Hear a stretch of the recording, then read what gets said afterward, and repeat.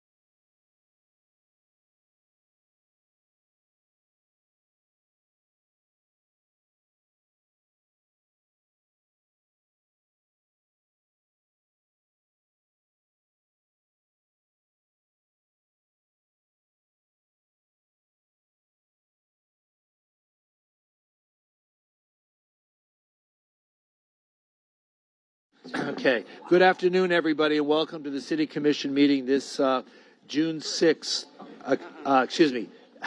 January, July 2nd. I'm dyslexic. Okay, July 2nd, 2026. Thank you all for being here today.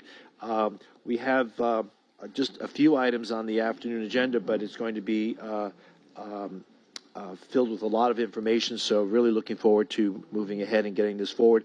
I want to thank the Vice Mayor for taking over the chair at the last meeting. Thank you so much for conducting the meeting. I appreciate it. Welcome, Mayor. Thank you. And so let's move ahead. We have a communication to the City Commission from the Central City Redevelopment Advisory Board. Is City Manager? Thank you, Mayor. Yes, we have reviewed that communication, and we do feel that we're able to address those concerns. Is there anyone here from the Central City You want to speak?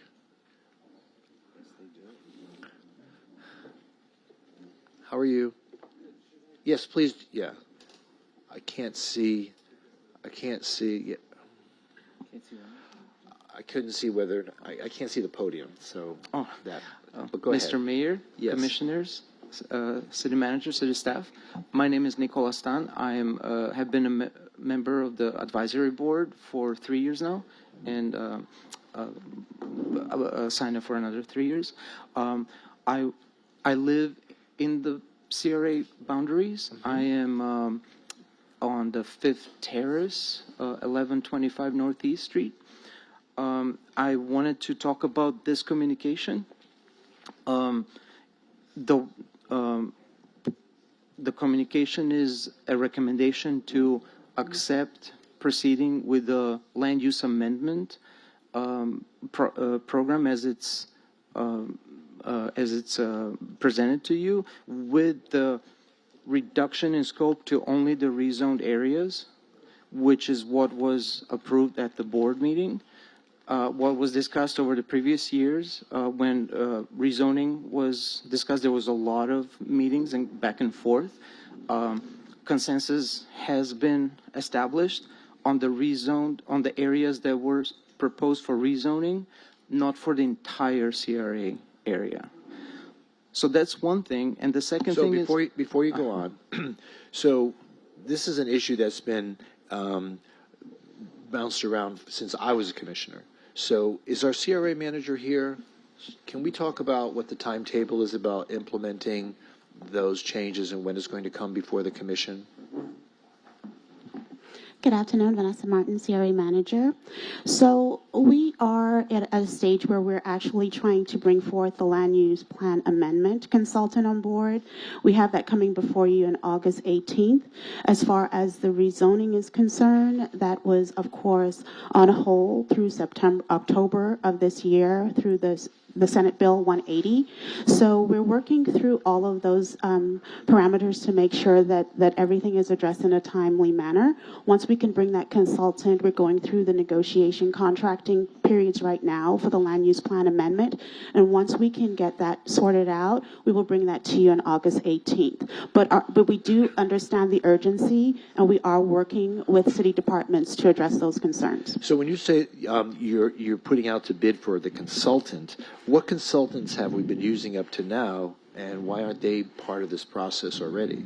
So that part of it has been done already. Procurement has already gone through the CCNA, and they have identified a firm. And that firm right now is we're actually in the negotiating contracting process. We're also working with legal to come up with other other decisions in order for us before we can draw a conclusion to the contract. So when you say it's coming to the commission in August, what exactly would be coming to the commission in August then? The land use plan amendment consultant, hiring that firm to come to help the Central City CRA. So we don't have the firm on board yet? No, we're actually going through the negotiations. Procurement did select a firm, but we're currently going through the negotiation part of that process right now. And so this is not something that we are actually discussing today, because we're still in the process of that. We were actually discussing the master plan consultant, and so that's what we're bringing before you today. Okay. District Commissioner, do you have any questions? Not so much of a question, but just as a concern also, because I do echo what I'm reading in terms of the communication. There is always that message that I get that things are just moving slowly. That when questions are asked about why are things moving slowly, it's always in the hands of another city department, or someone else is working on it, or CRA is working for something to come back, waiting for something to come back. So are we cognizant of that issue as a concern so that we can see these projects move a lot quicker, even when we go ahead and hopefully we'll ratify the consultants that you're talking about and the plans that we're talking about?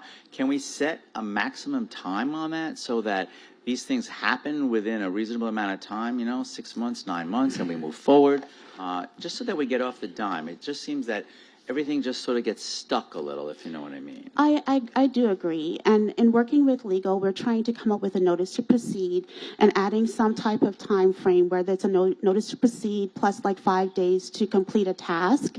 So we are working through those negotiations right now to make sure that that is in the contract, and we do hold the consultant accountable to make sure that the deliverables are achieved at a certain amount of time. That would be excellent, and I'm happy to hear that, because I think it's really needed. We just need to expedite these projects and just move. They just seem to languish. Yes. So thank you for recognizing the concern, and hopefully we'll see an improvement in that. I Yes. appreciate it. Thank you. Thank you. Great, thank you. What's point 2? Well, I think we're mixed up a little bit.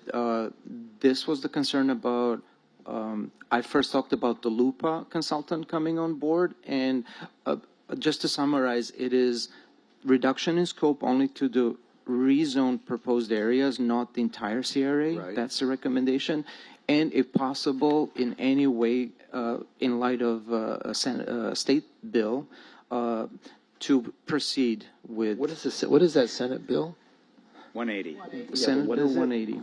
What is the impact of that Mayor, bill? that was the Senate bill that preempted our ability to change zonings in certain respects that contradicted what the state was requiring. And we thought that they might have killed it this session, but they did not. They've extended it a little further, so it's kind of holding up some of our attempts to change some code.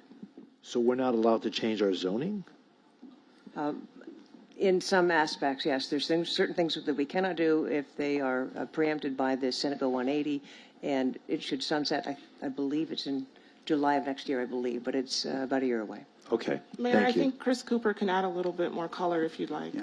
Okay. Yes, thank you, Mayor. Thank you, City Manager. Chris Cooper, Deputy City Manager. I just wanted to mention we did send an LTC, I think a couple months ago, that we worked on in conjunction with the City Attorney's Office, that includes a really great summary of Senate Bill 180, but as well it includes a table of projects and zoning initiatives that are affected by the Senate bill. So we can recirculate that after this meeting, so you have that for your awareness. But it really gives a good summary of everything that bill has an effect on. Okay, great. That would be very helpful. Thank you. Chris, could you stay there a second? I want you to help address Nicola's concern about the land use plan amendment, because I did notice that was the second motion that came to us, communication from the board, and it passed 6-3, so there was some disagreement there, obviously. But maybe if you could just go through that really quickly, because I want to make sure we address his concerns as well. But as the vote stood, 6-3, they are saying just focus on what they are looking at in terms of what's being rezoned and not the entire district, correct? Yeah, and that's typically what we would do. So the Central City area has a variety of zoning districts, everything from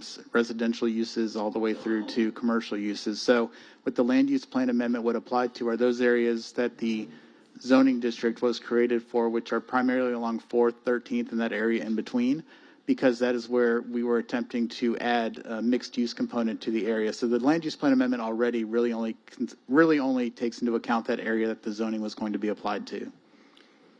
I'm assuming that the three that opposed that wanted it to be broader. I would have to go back and check the minutes. I don't know today why the three opposed it. There was some debate over the zoning and, overall, that whole effort. And so I don't think everybody was aligned on that. So that may be why there was some opposition to the land use plan amendment, but I'd have to go back and look at the minutes to know for sure why those three were concerned with the amendment I itself. don't remember seeing a lot of the detail, though, in the minutes why the three were opposed in terms of, because obviously this is just limiting it to the areas proposed for rezoning, so I was assuming that the three wanted it to be much broader in scope than just that limited area. But maybe someone from the board can help me So- understand what happened. And or- and certainly we can go back to the board and have that conversation, but it's just not really how land use and zoning works. So the zoning is what allows for the specific uses and the types of things that can be done on those properties. The land use assigns the intensity and entitlements to those. So a land use plan amendment would create a pool of units for that area, or create a density for the properties. It would create transportation standards and things like that to make sure that those uses and future developments were accommodated. So again, the land use plan, the land use that underlies the zoning really only applies to those areas that are rezoned for that zoning district. The zoning district allows you to do the things you want to do. The land use provides the basis for those uses. Okay. Thank you, Chris. Okay. Did you want to add to your comments? I did. So if this is the case, then the scope of the proposed contract with the land use consultant should be changed to what was just said, because that's not what it was communicated to us. Okay. And that's why the communication is Okay, as great. it is. Okay. And the second topic about a frustration with long delays, I think that was already addressed appropriately. So we are just looking to communicate a need for your help to identify what in the process is causing such long delays. There is a clear disparity between what's promised and what actually happens. And with such a big transiency in the board memberships, it's hard for advisory board to really function cohesively, because new board members take time to get up to speed on the projects, and the projects really last for years. And a comment on why some of these board members, the three board members voted against. One member asked to abstain.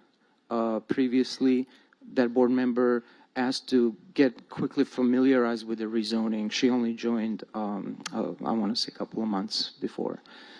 So that's an example of why these projects that last so long cause friction in decision-making like this. Yeah.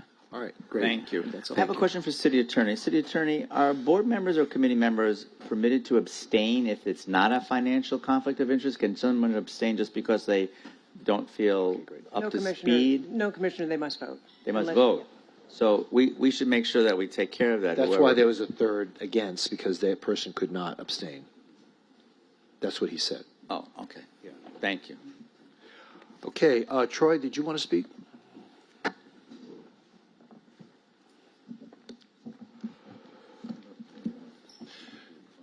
Thank you, Mr. Mayor, members of the Yeah, commission. I didn't do First, it. I think we've clarified You about have to do a card. the land use amendment. As long as it's Outside and do a card.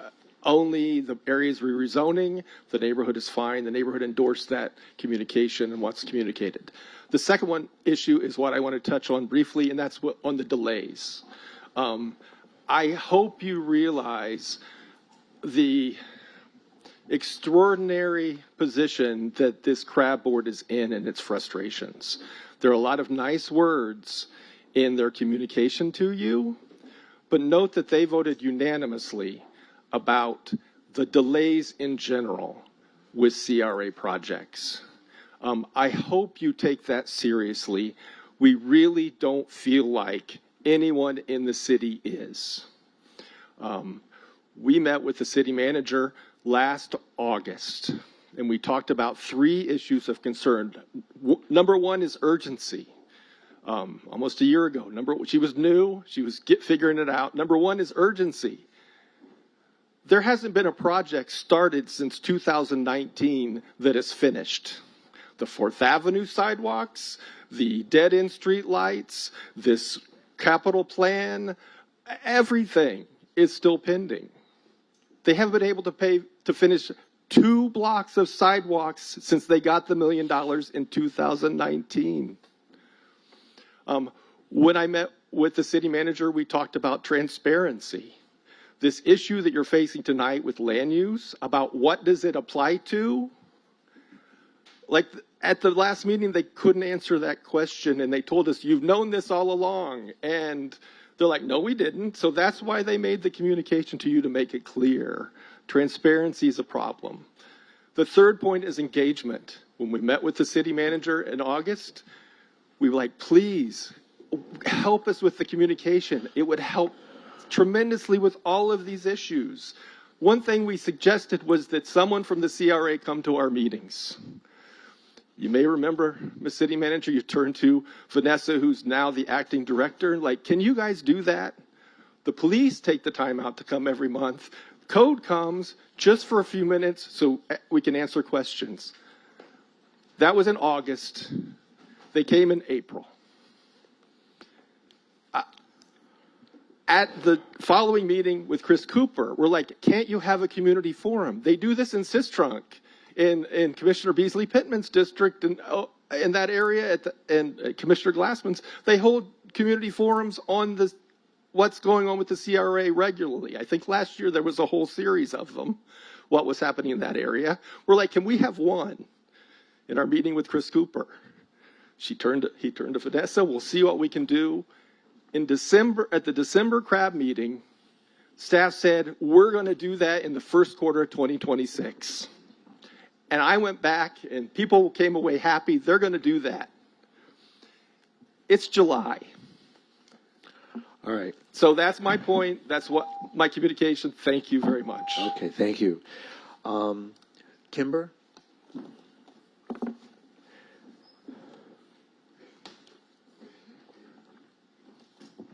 Good afternoon, Commissioner, Mayor, staff. My name's Kimber White. I reside at 1112 Northeast 2nd Avenue. I live in the CRA, but I'm also chair of the Central City Redevelopment Advisory Board for the past 2 years. All the concerns that Nicola and everyone has said is true as far as communication. One of the most recent communications that we had is the zoning. We've been asking for months and months and months, what's going on with zoning? Only to finally get a call after I made a phone call, oh, we're delaying it because of Senate Bill 180. That's not the type of communication that we need to have. In December, I will say that we had asked CRA to have a meeting, a working meeting with everyone. It is the second quarter, and we don't have that yet. So we have made those directives. But at the same time, the staff tries. I think a lot of the issue is communication between city, contractors, things that done. I'm in the finance business, 40 years. I understand contractors, finance, building. So it takes a while, but it also takes full communication. And I feel like at times that's not what we get. I want to go back to the LUPA. The reason that I think that people voted for and against is when we first started this, there are properties that back up to properties in the CRA. If you do land use that is separate, you may not be able to zone because of the depth of the other properties or properties that are backing up to it. So that is one of the reasons that we had initially talked about doing outside of the CRA because of where those properties are, the land use and the zoning. But we did agree that all we wanted to do was inside that zoning area for now. The other question I'm having is when there was a vote by the Planning and Zoning Commission, 100% all agreed to move the plan forward. And to, at that time, the city attorney said that we can do a bubble, which they voted on, to put that district, and everyone that was a builder and developer agreed that they would drop down to 80 feet. They wouldn't have a problem with it, and we were moving forward to city council, even with Senate Bill 180. Since that time, I understand that the city attorney's office has changed their mind. We were never communicated that. We went to the meetings, we all discussed it, and we're moving it forward. Now we're here in another year. You have a redevelopment advisory area. You have an area. I've been in this city for 20 years. Central City is one of the last areas to be redeveloped. Central City has lost 2 booms. You're getting ready to lose another one if you're waiting 2 years. That's what's going to happen. Central City is like that snaggle tooth that's missing.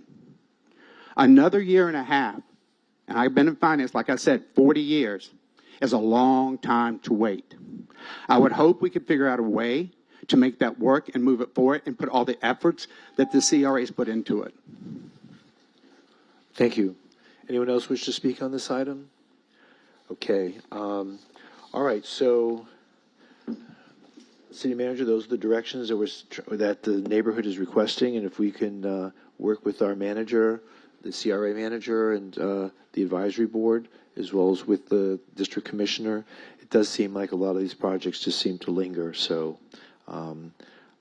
glad to hear from the neighborhood. Thank you. Okay, moving on to the city commissioners' reports.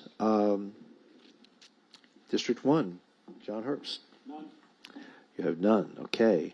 Commissioner More time for me. Pittman. How you doing, John?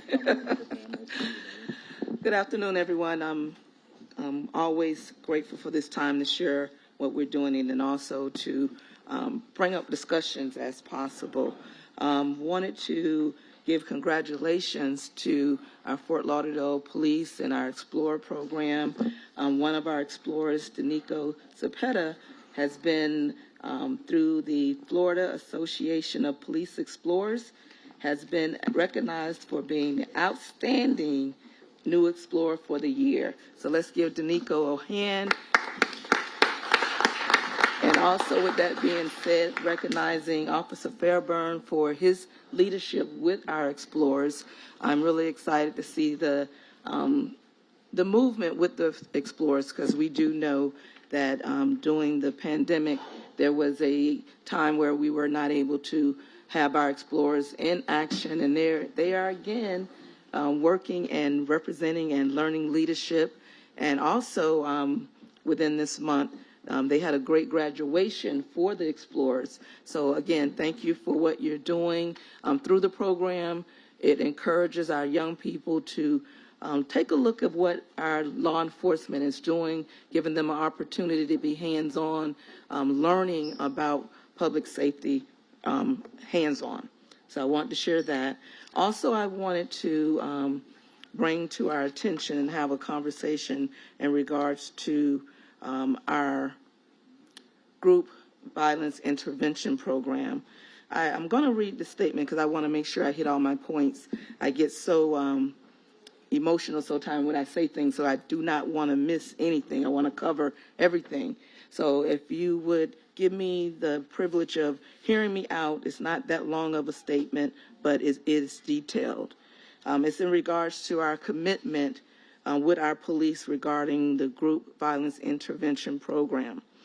This is a public safety program. This June, it was strategically rolled out. It was an interaction rolled out that gave GVI introduction to the city of Fort Lauderdale. As you know, I've been working with the PD, and we did launch this program in District 3. And that was because that's where the data took us first. But GBI addresses a Fort Lauderdale problem. What we are seeing pertaining to violent incidents is a Fort Lauderdale problem. Offenders, they don't check district lines, neither should we. Neither can we as a commission. We cannot do that. This is not a call. This is a call in. This is not a call out to what we have been doing, but I'm calling us as a commission in to take part and be proactive with this program. I'm asking us as a commission to work together as one body, because the residents who elected us expect a united front. We show up unitedly for Tortuga. We hold press conferences advocating for safety during spring break, and as we should do that. But when it's time to show up for generational families and neighborhoods throughout the city, we are not there. But we can fix this, and now is the time to fix it. This means standing together in unity, not stopping at the invisible lines where we think it doesn't matter. We are a whole city. As far as I know, we're not just 25% of a city these four of us that represent. We are a whole city. Here's a fact. For Fort Lauderdale violent crime, this problem affects all 4 districts. Violent crimes is shootings, stabbings, assault, sexual assaults, and they don't stop at the boundaries. Yes, it's in all of our backyards on the east and on the west side of our city. The principles of GVI are sound, and our police department knows it. I sat down with our chief, as well as with our Major XO Stephen Shefflow and also Captain Will August. They didn't guess. They did the research, they pulled the data, and they came up with the plan. And the plan is GVI, Group Violence Intervention. And this is where the chief and I agree. This cannot be perceived as a solo or a silo police initiative, nor a silo District 3 initiative. This must be city-driven. That means that this commission, the PD, the city manager's office, along with strategic communications, all working together with a dedicated project manager to coordinate all of this. GVI, it derives from a proven model refined by John Jay College, the Institution of Criminal Justice, who we have already partnered with. We're following their curriculum, building trust on every block, creating relationships, and hosting events that will bridge gaps. Mayor, you represent the whole city, not only 4 selected districts, the whole city, all 4. We know we don't have a strong mayor, but what it does pertain is violent crimes. You have to address that. It doesn't mean that you have to be a silent mayor when it comes to violent crimes. What I'm asking of this commission is one commitment overall, is that we own GVI together, and that the commitment looks like these 4 specific items. 1, showing up consistently. We got to commit.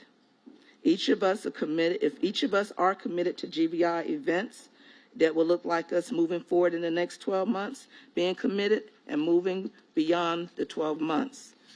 What we have seen and why this matters, GVI had 4 events this month, and the commission has not been present. Do you want to know who has been present? We've had both federal and state representatives, pastors, chaplains from our very own police department, the neighbors. They're showing up. If federal and state representatives show up and we don't, what is the message we're sending? Number 2, we need to fund GVI permanently. We can look into for fiscal 27 for GVI's project manager and outreach where it could be sustainable within the next 3-year plan. And that is something that we have part of our priorities, but I want to make sure that we understand the necessity and the urgency of this.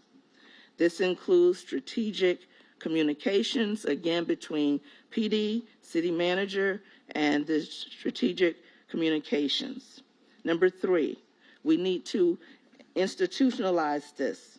We need a resolution making GVI permanent, part of the permanent city policy, integrated and within the Fort Lauderdale PD's violent reduction strategy with quarterly reports back to this body. This should outlive all of us on this dais. Number 4, reporting publicly quarterly, mandating quarterly GIV progress reports at commission meetings, data's outcomes, which commissioners show up, and we'll be able to own this. No more, I don't know, after a shooting. We want to know what's going on. We want to be here as a whole doing what's necessary to make sure that our city is whole. We stand united for tourists. At times we stand united as we build, in times we stand united for the families that built our cities. Again, offenders do not check district lines. As a committee, as commissioners, neither can we. Mayor, again, I'm asking that we have an agreement to have a resolution to make sure that GVI is a part of the blueprint for the city of Fort Lauderdale. Okay, thank you. Does anyone have any comments with regard to that? I would just request that we can get some information. I haven't really read much about it, and I just like to be a little bit more educated. If we can get the information, I'd be happy to read it and understand it better. And Okay, can we also at this time just to, if we can have our chief and some of those who are here who represents GVI, give us verbal again, because this is not the first time we've had this conversation. I've been ringing this bell since last year, and we can do more about incorporating everyone in the conversation. But again, this is not District 3. This should have been something that sparked an interest among each one of us on this dais, because violent crime is not just in one part of our city. We've seen it everywhere. Commissioner, as Chief Schultz prepares to speak, I just want to highlight that we shared a letter to the commission yesterday detailing our efforts with the GVI program and what the next steps could be. Thank you for that. And before the chief speaks, so just a couple of thoughts on this. I think GVI is probably one of the better programs out there from what I've seen. My questions are somewhat specific about it. Is it implementation assistance only, or is it funding permanent staff? One of the things that I bring up over and over and over again, I'm sure you've all heard me talk about it before, is what kind of performance metrics are going to be reporting, how frequently, and again, who's going to be evaluating these outcomes? And again, whenever I talk about it, I had this conversation with Yvette just yesterday, we talk about outcome measures, not just inputs, not just activity. So what I'd really like to see is what kind of outcomes are we looking at, and also what happens if these targets are not being met. So as we think about a program and programmatic funding, again, from what I know of this program, I think it's a very good one. I think it's probably one of the best violence prevention programs that is accessible for communities to use. So I'm generally supportive of it, but I'd like to understand what it is that we are doing, what our expectations of the program are, and what happens if those expectations are not met. So kind of think about that. Thank you, John. That is also, I did notate that those are the outcomes data that I'm looking for as well. So we are in agreement regarding how we're going to see the quarterly reports. So, Chief, please. Okay, good afternoon, Mayor, Vice Mayor, Commission, Chief of Police Bill Schultz. Yes, to go directly to answer some of those questions, we will be reporting directly via a letter to Commission, and I will be here. Excuse me, Chief, before you begin, okay, give the Commission, tell us a little bit about the genesis of this project and what its intentions are. Well, actually, what I'll do is I also prepared a statement, just like you, okay, Commissioner, just to make sure I got it all correct. So I'll go ahead and read that, and then I'll answer the specific questions. Okay. GVI is a nationally recognized, evidence-based strategy reducing violent crime by focused law enforcement, community leader involvement, and service providers coming to the table for a small number of individuals, offenders, or victims responsible for the majority of serious crimes.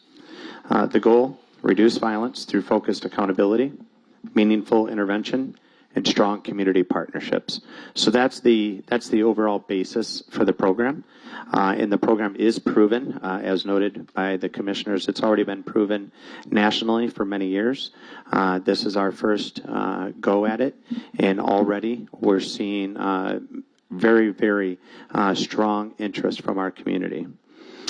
So far, our key accomplishments thus far during Phase 1, which did complete on July 1st.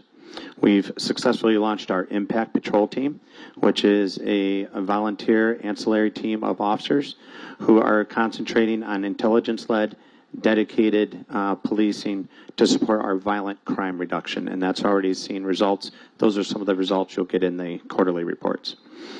We expanded our investigative capabilities through advanced crime analysis technology, including some software programs. Conducted 6 community engagement events throughout this past 6 months. Partnered with John Jay College to deliver the 4 GVI educational workshops, training more than 100 police personnel, community leaders, service providers, and residents for their very specific roles in this collaborative effort. And we built a GVI coalition of more than 65 community participants and service providers who have dedicated to their time to the program.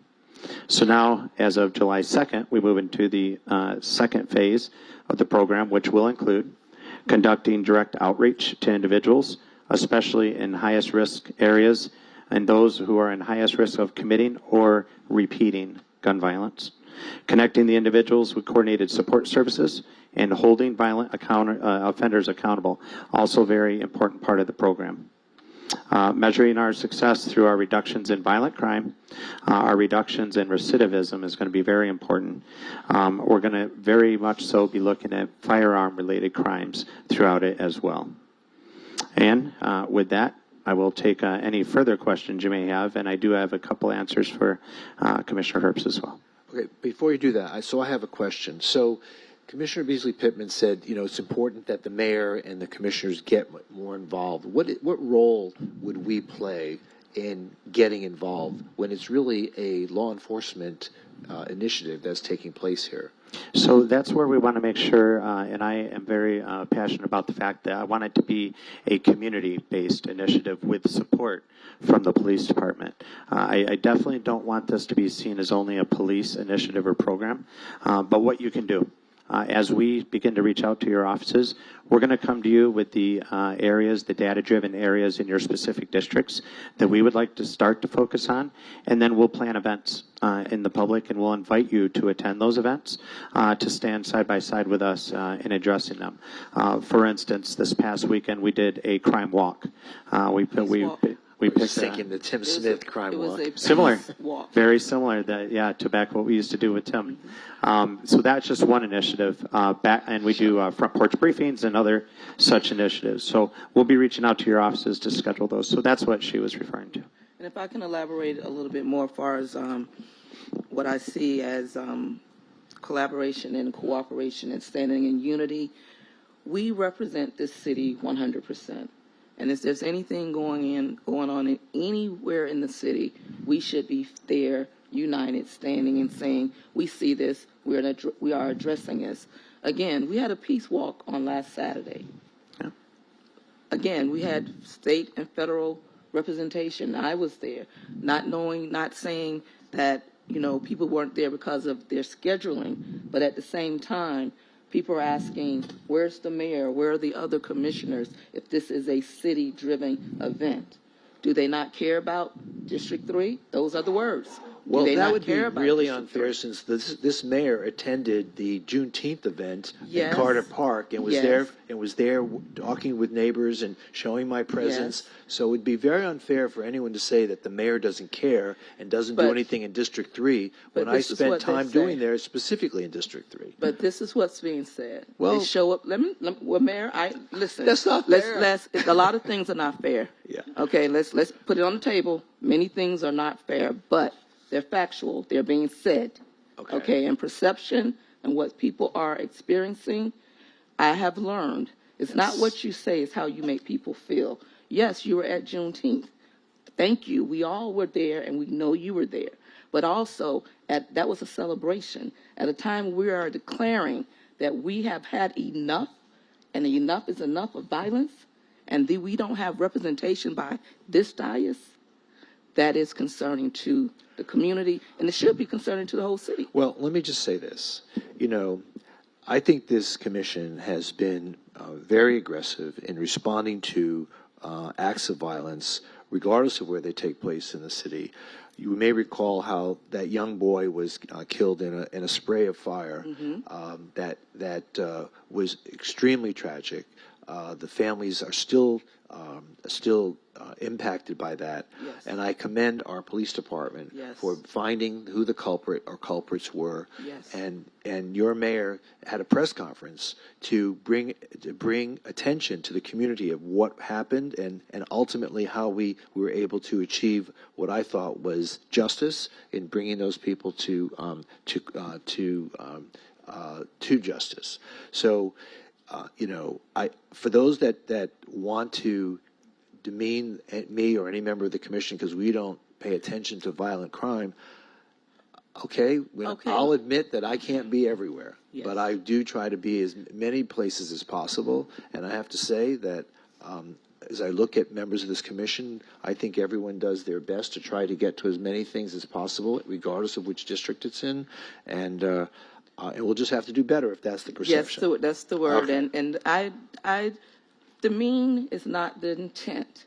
This is a call in for all of us to look and see what more we can do. Okay. That's the line. And demean is not the attempt. And I believe that my colleagues, you all know who I am and how I operate. I'm not one who stirs up mess. My goal while I'm here working in this capacity is to see unity across this city. And to be honest, that's not something we have. You Okay. can, it's a fact. It's something that we don't have, but it's something we could attain. And I Okay. believe we can do that before 2028. Okay. Commissioner, or Mayor, if I can Yeah, go ahead. jump in there, Commissioner Beasley Pittman. Yeah, I just want to say thank you.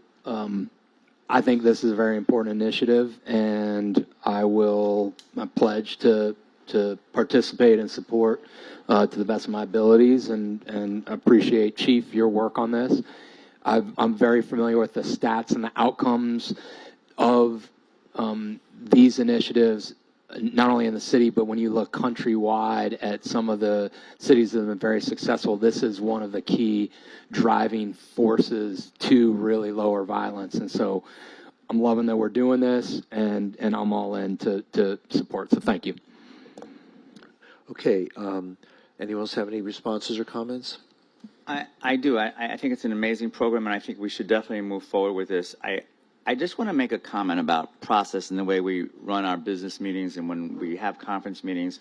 You know, we moved our conference meetings to 1 o'clock because we found that we were just getting really backed up. So this is a very important conversation. I think it's a conversation that the public should have a chance to read back up, should be on an agenda. I'm finding that more and more we're doing things either by just referencing letters to the commission under a manager's report, or we're just doing things because one of us brings something up at a commissioner's report. And I think that does a real injustice to the community. I think it does an injustice to us because we don't have really a lot of reference. Like, we could have had that statement from the chief. We could have had the statement from Commissioner Beasley Pittman. We could have had backup. We could have had a really thorough discussion and planned for this accordingly as part of our agenda. But I'm just finding that more and more we're conducting business where no one really knows what's coming. It's not noticed to the public, and it's taking up a long period of time from the meeting. So I'm just saying that going forward, I would just appreciate if we could just streamline the way we do business in terms of how we conduct the meetings, and make sure that we have an agenda that has items listed, so it's not just happening and people don't even have a clue about it. So this is nothing negative about what I'm hearing today. I think it's wonderful. I think it should be buy-in from all of us.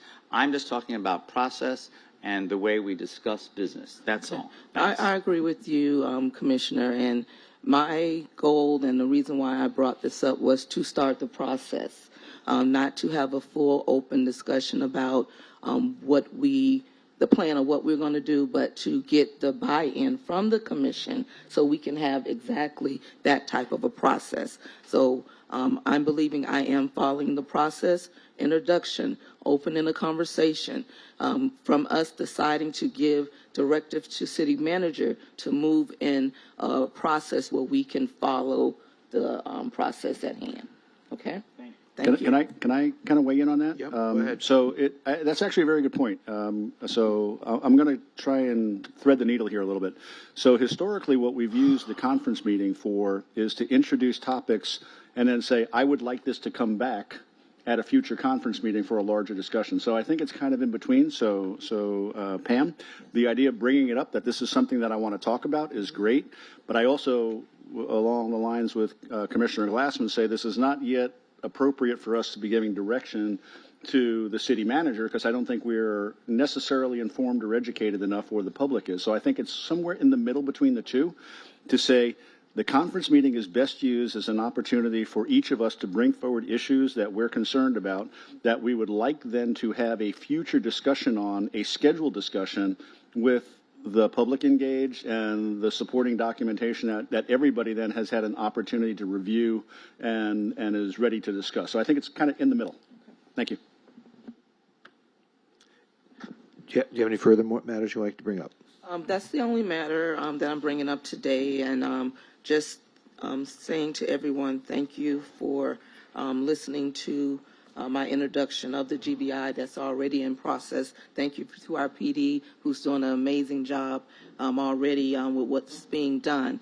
And then my other comment I want to make to all of us, we know that we are in this summer season. I encourage us all, please stay hydrated. This is very serious. Walk with your water bottles. If you need to wear a cap, but please, where we can take care of self, hydrate. And thank you for the time, Mayor. Okay, great. Thank you. Commissioner Glassman. I just need to hydrate for a second, and then I'm going to be right with you. Hold on one second. Okay, thank you. I feel much better. Thank you. Okay. I was actually thirsty, so it was perfect timing. Thank you. Thank you, Mayor. Thank you, Commission. Good afternoon, everyone. It's our last day of school. This is so exciting. June 19th, I had the pleasure of speaking at the Broward Workshop, an excellent discussion that was basically the urban core. We talked about every issue that you can imagine in terms of what impacts the city, what impacts business, and I thank them for the invitation to speak to that group on the 19th. June 20th, we had a great event. Vice Mayor was there, Mayor was there as we showed to the public the Circle of Love by the Celine. I want to thank Celine.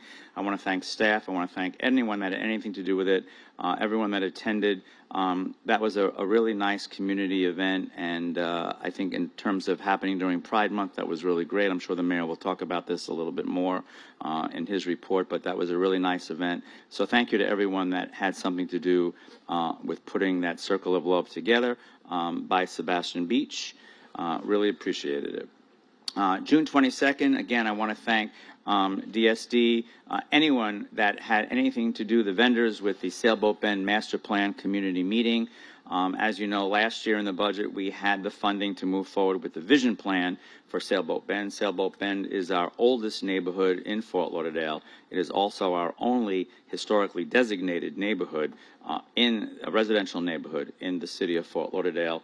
And we've moved from the vision plan to now a master plan for that neighborhood. So I'm excited about that work moving forward. Again, thank you to staff for putting that together. And to all of those who gave their input both in person and also virtually. I'm really looking forward to how we are going to be able to make that neighborhood even better than it already is. June 24th, I had the pleasure of attending the Middle River Terrace Neighborhood Association meeting. City manager was there. A great number of staff was there. We covered a lot of topics. It was a really cool area that we were in, also called The Space. The business was called The Space off of 13th Street. Again, I wanted to thank everyone for that meeting as well and the opportunity to be with everyone that night.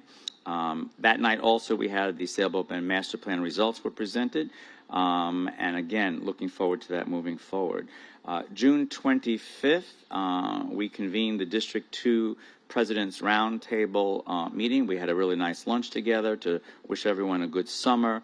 I want to thank Colette Satchel for appearing with us and taking time from her busy day to talk about the work that she does. One thing I find when we get all of the presidents together in District 2, it's not a shy bunch, and yet it's a very passionate bunch. And I appreciate that. And we learn so much from each other, and each of those people do so much sharing, and it really is very helpful to see what each of those presidents learns from the other presidents that have gone through very much the same issues, and the sharing of the knowledge that takes place is excellent. We also try to make sure that they get to meet new staff that they haven't met yet to understand what staff does on a daily basis. It was a really nice meeting, and it was a pleasure being with everybody. And again, really hearing from each of those presidents what's happening in each of those neighborhoods in real time is very helpful to the rest of the group. So I wanted to say thank you. And again, Colette, thank you so much for being with us that day. That evening, Mayor, you and I attended the Axios launch. Axios, as many of you know, is a news media outlet They actually have a newsletter and a presence in Miami. This was a launch to actually extend their reach into the cities of Hollywood and Fort Lauderdale. That was a really well-attended meeting, and actually very interesting to meet the players that are going to be talking about and reporting on the city of Fort Lauderdale. I found my conversations with these journalists to be very interesting. Many of them felt that, and I know this is going to come as a big surprise to people, that our local newspapers maybe don't always cover everything so positively in the city of Fort Lauderdale, nor do they actually praise a lot of the work that we do as a commission, as a city, all of the neighborhoods. And these folks from Axios seem to understand that.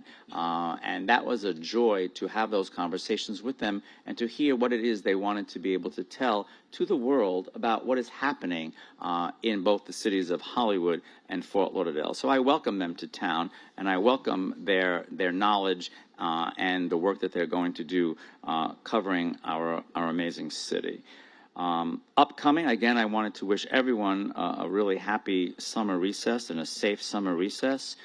Just a couple of comments, Mayor, that I wanted to get some answers to from city staff, if that's okay. We all did receive a letter that was dated June 26, that was signed jointly by many of our union presidents, the FOP, firefighters, Teamsters, and Federation of Public Employees. I wanted to ask the city manager, I was a little concerned when I read this letter about the procurement process and how long this has been languishing. This is regarding our completion of the Event 330, the Employee Plan Administration, which really seems that it could save a good deal of money for folks. I wanted to just find out if we are going to get to the bottom of why this would take so long, and what we are doing about that in terms of moving this a little bit quicker, and what the direction was with this, because it just seems that it's just been hanging there way too long. Thank you, Commissioner. I'm going to have Glenn Marcos, our procurement director, share some insights. To my knowledge, this solicitation process has been going on since 2024, and I think Glenn can provide some details. As of right now, I believe that staff is currently working with the city attorney to try to bring this to completion, but I'll allow Glenn to talk through some of the milestones over the past 2 years. Before we get into that, so Commissioner Glassman, I began raising questions about the 401 and 457 plans. I'm looking at my emails now because I have everyone going back to 2006. So I first raised this issue in 2012. 2012. So I can't even count how many administrations this has been a problematic. We last had a solicitation to bring in new fund managers back in 2019. We actually did a solicitation to bring on a consultant to develop an RFP to bring on new fund managers. And then the selection committee met, and I think it was in 2020, and rejected all bids, and I don't know why. And so I've been trying to get this back up for consideration. My finance director knows that I regularly harass her about the current status of the 457 plan. So this is, again, I have been working on this issue since 2012.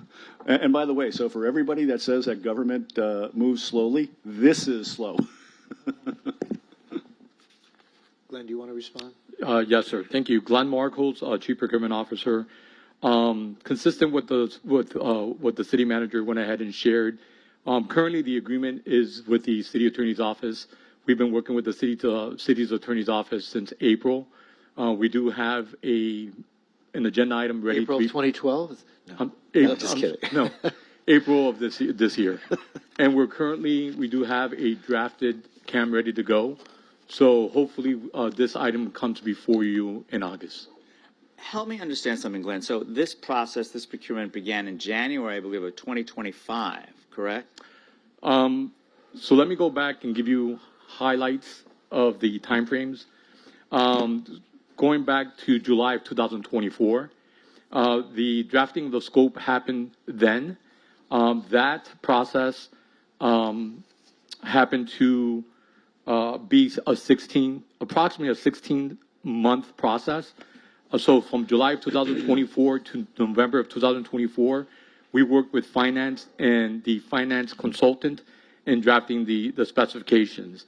The RFP was issued and responses received. That was received in November of 2024. We issued the RFP. Responses were received in January of 2025. That was 1.5 months that occurred. The next phase was the proposal review, responsiveness review of the firm's responsibility, and then we got together with the evaluation committee to make a recommendation. That process was approximately 8 months, from January 2025 to September of 2025.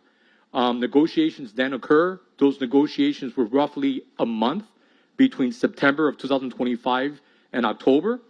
The drafting of the contract was taken upon thereafter. So that drafting of the contract and reviewing of the red line, approximately 9 months between October 2025 to June of 2026. So as of right now, going back to what I just said earlier, we are working with the city attorney's office. Right now, the city attorney's office is working with the firm.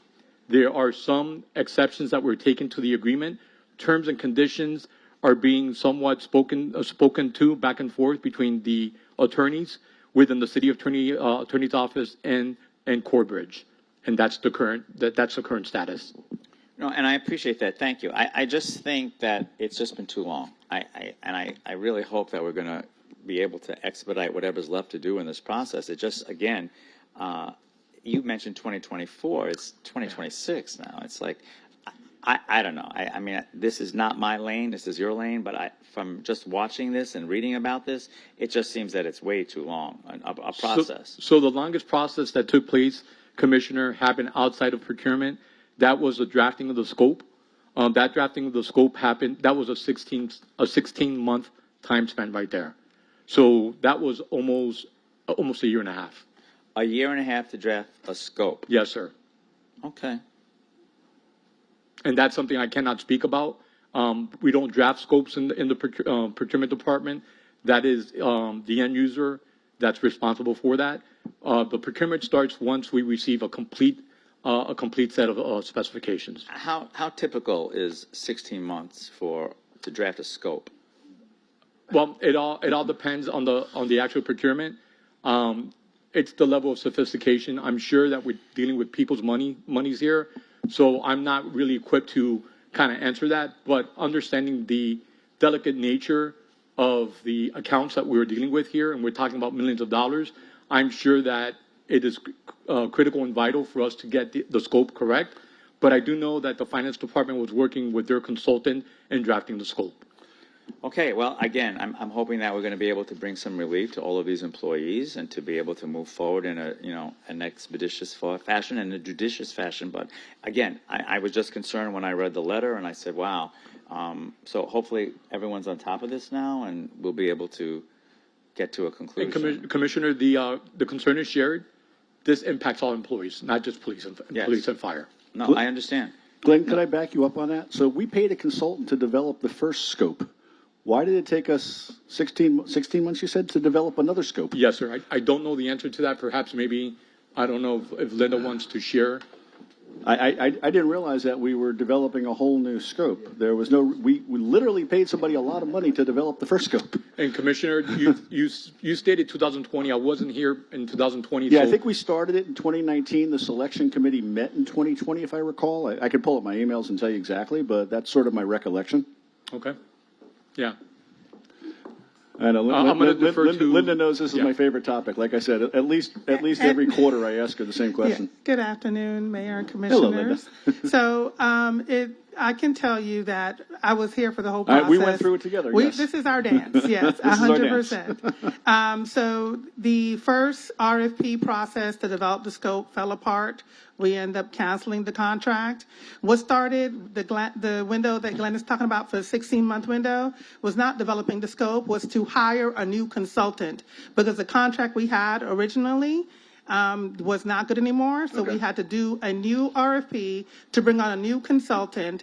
The consultant who won it the first time did not win it the second time. Okay. So the second person who we awarded it to then develop the scope. So we had to go through the process of selecting a vendor and then redefining the scope. So what was wrong with the scope the first time? I remember the scope of work the first time. Right. It was actually, it was overly exhaustive was the problem. It was. I think the first time it fell apart because of the fact that the RFP, when we went on the streets, didn't allow for us to select certain type of investments. And I remember the unions, like it is with this particular RFP, we have a member of the selection committee includes a member of every union, every bargaining unit, and one person from general employees.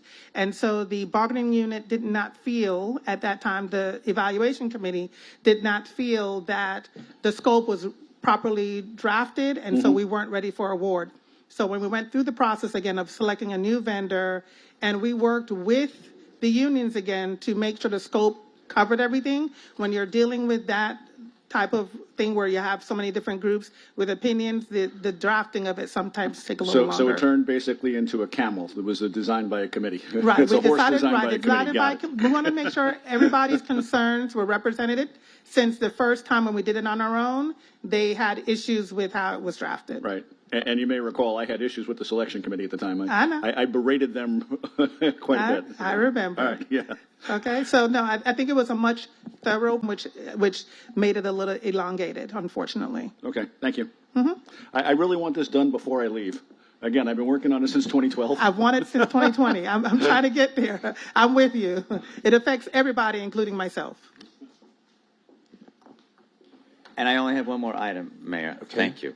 I just would like to know, I know that we've been waiting for a long time for the mural to begin in Peter Feldman Park, and we did get a letter to the commission that said it was This supposed is on the pump station wall. Yes, correct. And it was supposed to begin, I think the latest was June 30th. So can someone tell me if the artist did start on June 30th? I was shown renderings that it was done. No. It's still not done. Wasn't started. We previously shared renderings of the mural applied to the pump station wall, but that work had not started at that time. I think there's preparation work going on at this moment to make sure that the wall will receive the paint, and so I think there's cleaning, scraping, and some prep work. But I just want to know for sure, because the last notice that we got said that he was going to begin on June 30th. So I just want to know, that was like 2 days ago, 3 days ago. Did he begin on June 30th? Because this has been delayed for years. Brad? Our Assistant Director of Community Services is coming forward. It's funny how graffiti artists don't seem to have to prepare the surface, and their projects stay there forever. What are your thoughts? What's happening? Good afternoon, Mayor, Vice Mayor, Commissioner, City Manager. The artist is here in the city of Fort Lauderdale and has begun the prep work. Of course, due to the rain, it has not progressed very far, but he is on site daily trying to get the work started. Great. Excellent. Thank you. So what's the timetable? I think it said 3 weeks, 4 weeks. It's 3 weeks. Yeah. Okay. It should be very lovely when it's finished. It's nice. We've seen all the drawings and it looks nice. So I'm happy to hear that he's here, returned from Italy and ready to go and prepping, and it's good news. It's good news. This is a wall, not a ceiling. Well, you never know. One thing can lead to another. Okay. I'm going to just make sure that he stays hydrated. In the letter to the commission, we shared 4 to 6 weeks. 3 weeks is ideal, but depending on the weather, we just wanted to give some cushion. No, that's good news. Thank you very much. And that's it from me, Mayor. Thank you. Vice Mayor? Thank you, Mayor. First topic is, wanted to touch on temporary protected status, which is a humanitarian immigration program used when a country's in turmoil and to allow it to nationals that are in other places to stay. And there's a House bill that's looking at supporting and allowing for extended temporary protected status for Haitian nationals, which, as you all know, there's a significant turmoil in Haiti, and we have many members of our community who work here, live here, who are protected by TPS. Well, And do we have the authority to intervene with the federal directives in this regard? I'd like to know that question, because we have a huge Haitian community in our city, and I don't know if we have the authority or are we circumvented from getting involved in that? Good afternoon, Mayor, Commissioners. Jerome Post, Human Resources Director. What we have the Love ability. the bow tie. yeah, good looking. It's my paycheck, my You're 4th so of July. 4th bow of tie. July. Sorry. What we do have authority for is to verify the work authorization, which is impacted by the ability to reside within the United States. So we've been keeping a very close eye on the certifications of those who are of Haitian-born citizenship that are residing in the United States that are working for the city. We have had to take action on one employee whose work authorization expired on the 30th of June. So that person unfortunately had to end their employment with the city. They were separated. They do have the ability to return to employment if their paperwork is updated and they regain their work authorization. Then we have 2 other employees, one full-time, one part-time, who do have work authorization, but they are also impacted by the TPS status. And the TPS status, we learned at close to 4 o'clock yesterday, was extended to July 10th. So they are able to continue working until the 10th, at which time we'll wait and hear from the federal government as to whether they will extend it again or if they will have to go into an unpaid status pending the resolution of their immigration status. Thank you, Jerome. So I think, Mayor, we could, what I'm asking is if there's interest to support a resolution or statement of support for extending TPS for the Haitian nationals, and that could be, we could send that to members of Congress, we could send that to Department of Homeland Security just as a statement. I don't know. I'm just concerned about interfering with the federal prerogative on this and whether or not decisions have already been made. What didn't the Supreme Court recently rule about temporary protective status? Yes, it did. So where does that leave cities in getting involved in something like this? Do you have any thoughts on this, Sherry? Mayor, this is clearly a federal issue, Yeah. so there isn't much the city could do in that regard. And even if we were to send a resolution to our Congress people, isn't that an executive branch decision? Or I'm trying to figure out the different. I don't know if that would be helpful, and then there's Yeah. considerations about jumping into that at this juncture anyway. I don't want to have a fight with the federal government. I'm not going to win. We're not going to win.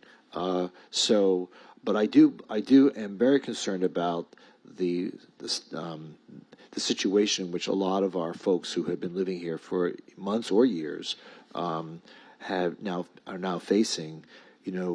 People from Nicaragua, Haiti, a lot of affected countries are impacted, and they're part of our community. They've been part of our community for a very, very long time. Upstanding individuals, they have jobs, they go to church, they're part of our community. But despite our sympathies, I don't know, Vice Mayor, what it is that we can do to change the executive policy on this. I'm just concerned about backlash from the federal government. That's all. Okay. I mean, other cities have just supported these bills, but that's all right, Mayor. We'll move on. I have a comment with that. When we decided to stand as a commission to go against the state government regarding the opportunities where our streets are paved representing flags, I stood with that because I believe that was something worth fighting for. And this is worth fighting for. This is human life opportunity. Even though we may not have an opportunity to win, I don't think it will be detrimental if we make a statement. I understand. So with that part of it. But has it already been decided, is my question? Has the Supreme Court... The Supreme Court has ruled, Mayor, yes. And the Supreme Court's ruled, and Congress is considering legislation. Are they? Yes. Okay, Right so now. So there is a place for us then. Okay. So I would personally support a resolution encouraging our members of Congress in both the House and the Senate to allow, to be. I don't know what the resolution is going to say. Did you want to propose that at some future time? We could, yeah, Mayor, exactly. I think us maybe the we wording? can look at what other municipalities have done. Yeah. What members of Congress, I'm sure there are some members of Congress that are supporting it that we're familiar with. So kind there's of still an opportunity. get some of the language. There's still an opportunity. Okay. Yes, Mayor. So if there's still an opportunity, I think it makes sense. Okay. Because these folks are very much a part of our community, and I'd hate to see their place in our community compromised because of when they go back to their own countries, they came here for a reason. They came here to get away from violence and to get away from conditions that were insufferable in the lands that they escaped from. So whatever we can do to encourage Congress to try to come up with a more understanding and sympathetic approach to those that are here on temporary status, I think we should be able to do that. I agree with you. Thank you, Mayor. So if you can come up with something and then give it to our city attorney and try to put together some kind of resolution for I guess it's going to have to wait till August. That's right. Is that right? It would Congress have to is in recess anyway. Right. So. They're not. Yeah. Yeah. Okay. Okay. Thank you. Thank you very much. Vice City Mayor, Manager? if I could just share, I know Jerome mentioned 3 employees, but we also have 5 additional employees with a work authorization that will expire years out, but just want to put it on the radar that in total we have about 8 employees that may be impacted. Okay. Thank you, City Manager. Thank you, Jerome. Thank you, Mayor. Next topic, something I've been learning a little bit more about, which is a type of glass, type of building glass that is bird safe, Mayor. And this is, as you may know, many birds hit glass in buildings, believing it's not there and so forth. And so there's some real opportunity to have glass that has some minor adjustments to it to be termed what's called bird safe glass. And this is something neighbors have brought up to me. And so I just want to see if that's something we could explore as we think about city buildings, new city buildings. All right. So contemplate that. There are folks who are advocates in this regard who have approached me over the years, Yep. and have indicated that dozens of birds are dying every day or every week. There's no evidence of that, but we don't see birds lying on the ground everywhere. But I do understand the possibility that protecting wildlife, such as birds, from smashing into buildings because they see their reflection. And there is a coating that can be applied. I don't know what the cost of that coating is, but we could explore it. Okay. Especially if we're looking to build a new city hall, then certainly that's something we can consider. I don't know what the extra cost would be, but trying to maintain a balance in our environment and trying to respect wildlife in our community, it's at the time I was first approached, we weren't building anything, but and it's not something we can impose on private developers, but we can any municipal buildings. It's something we should consider. I agree. Great. Thanks. Chris Cooper, you and I have talked about that. Is that sufficient kind of guidance or feedback? Okay, great. Thank you, Mayor. That's all I have. Thank you. Okay, great. Thank you. I just have a couple of things. First of all, I want to compliment our city staff, starting with Daphne Samville and our lobbyists and our manager's office and everybody who's involved in advocating for the state allocations that we applied for this legislative session. I do not recall a year in which we have received so much of what we've asked for. So, City Manager, I want to thank you. I want to thank everyone who's involved with that. I want to thank, our lobbyists who were really fighting for us. I want to thank Chip LaMarca, our state representative, who was up there advocating for a number of financial obligations. Now, in the Sun Sentinel today, for those that still read it, I know you don't, but for those of us that still read it, all we heard was negativity. All it talked about was how the governor vetoed this and vetoed that, but they don't talk about all the things that he did not veto, and all the grant money that will help advance so many of the projects in our city. So I want to thank the governor, and I want to thank the legislature, and I want to thank all those involved in making that happen. And I appreciate the city attorney, Sherry McCartney, for bringing to a resolution our dispute with FDOT regarding street markings, and having brought that to, I feel, a win-win situation, which was, I think, a precursor before we would have ever seen a positive result. But we made it work. We, our team, made it work, and I want to thank you and everybody for having accomplished that. And now our city can continue to move forward with a lot of the projects that we still have planned. I also want to thank I understand 5 members of our fire department were deployed to Venezuela to help assist in the rescue efforts for the 2 major earthquakes that took place there. For those of you who saw the images either in print or on television, it's just unbelievable the amount of devastation that took place there, and the hundreds of people that have died as a result. Whether or not they'll recover someday, but how many years it's going to take to get people back to where they were. And I want to thank our fire chief for allowing that to happen, and thank you, Chief Golan, for participating in that rescue effort. We really appreciate it, and it shows a tremendous amount of honor that we as a city can share in knowing that our members of the fire department were there to help others. Also, I want to mention July 28th, National Night Out. It's going to be at 4 p.m. at Carter Park. We do this every year.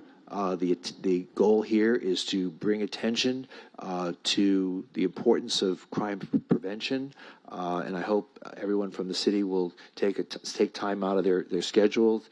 It's at 4 o'clock p.m. Begins at 4 o'clock. It continues for several hours, and it brings the neighbors together along with our enforcement police department to get to know one another. Not to be afraid of police department, but to know that members of our police department are there to protect you and to ensure your safety in your day-to-day life. So again, that's July 28th, National Night Out. Begins at 4 p.m. at Carter Park, but it will also continue through the early evening.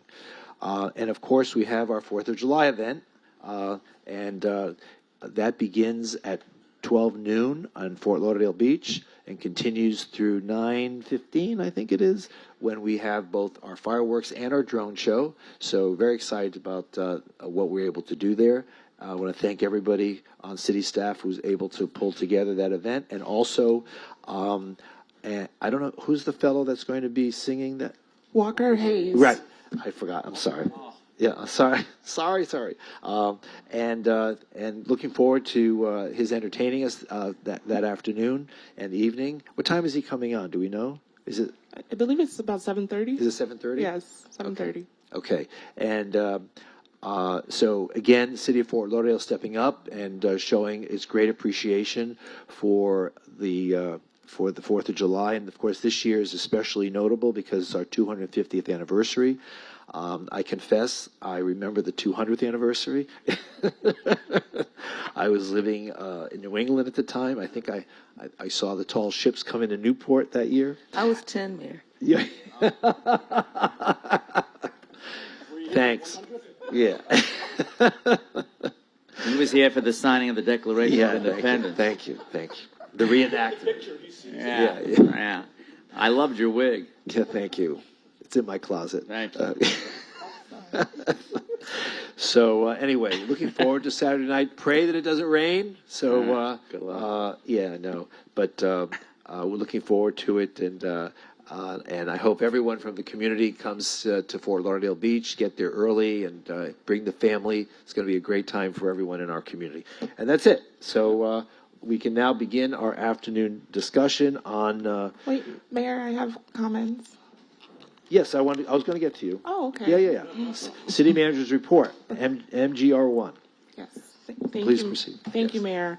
I just want to highlight our finance department. This week, we were able to submit our annual comprehensive financial report to the state timely, and this is a significant accomplishment made possible not only by our Director of Finance, Ms. Linda Short, and her team, but this truly is a reflection of the commitment of the City Commission. In last year's budget, we requested 2 additional accountants to support that department, and that has helped tremendously with being able to submit our report on time. We want to thank our auditors, but just truly, we appreciate the support in doing so. We haven't been timely since the 2021 report, and I'm just really proud of Ms. Short and the entire finance team. In addition, you mentioned supporting Venezuela and the earthquake relief efforts, as we did with Hurricane Melissa with Jamaica and Cuba. We are collecting donations in partnership with Food for the Poor. We have several donation sites at fire stations throughout the city, and so we want to make sure that we're promoting that to our neighbors and stakeholders. We'd love to get as much support for that program as possible. If someone wants to donate money, is there a website or something? Is it through the American Red Cross? Do you know you have any information on that? Food for the Poor, which is a nonprofit, will accept financial donations as well. Okay, Food for the Poor? Yes. .com? Let's be careful about soliciting from the dais. Well, I know that. Well, just it's informational. I know that's what you were intending. Yes, thank you so much. And that concludes my report. That concludes your report? Okay. Well, as part of your report, you have 3 pages of status on the follow-up items that the commission has requested. So does anyone have any questions of the manager with regard to the attachment to her report? If not, I mean, you can always meet with her separately and discuss this, but I just want to make sure that if there's anything that's particularly salient, that you were able to bring it up now. Okay, so City Attorney, do you have a report? No, Mayor, I do not. Okay, thank you. All right, so moving on to Business 1. This is a City Hall update, project history, building evaluations, revised interim agreement, and financial overview. City Manager. We have 3 people who signed up to speak, and I assume these are from Jacobs, right? There you are. This isn't church. You don't sit in the back of the room. Thank you very much. Jonathan, Kevin, and David all signed up to speak. Thank you very much, Mayor. 212 days ago, on December 2nd, the City Commission asked staff to negotiate an interim agreement for development of a city hall. 140 days later, on April 21st, the City Commission also asked staff to explore the feasibility of 3 existing sites and buildings that could house our City Hall. We're now 72 days later since that time, and we're here to share not only our findings, but also the progress on the interim agreement since the last time it was on the agenda. As promised, appraisals have been completed.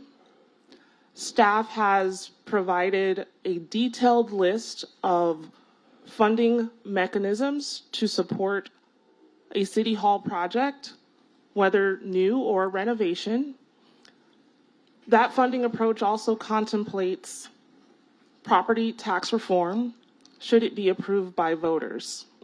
We wanted to ensure that we could outline a roadmap, no matter what outcome and no matter what decision by the City Commission would be revealed to us. Staff has completed every single task that the Commission has given us. It has taken a significant team. We have outside counsel, we have our owner's rep, we have appraisers. Of course, we have been working diligently with the developer.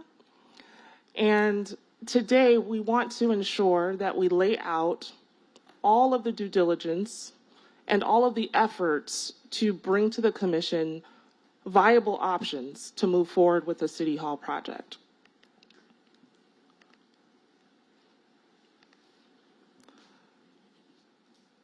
So our guiding principles, as established by the Infrastructure Task Force, Yeah, they're not showing on the screen. they're not showing on these screens.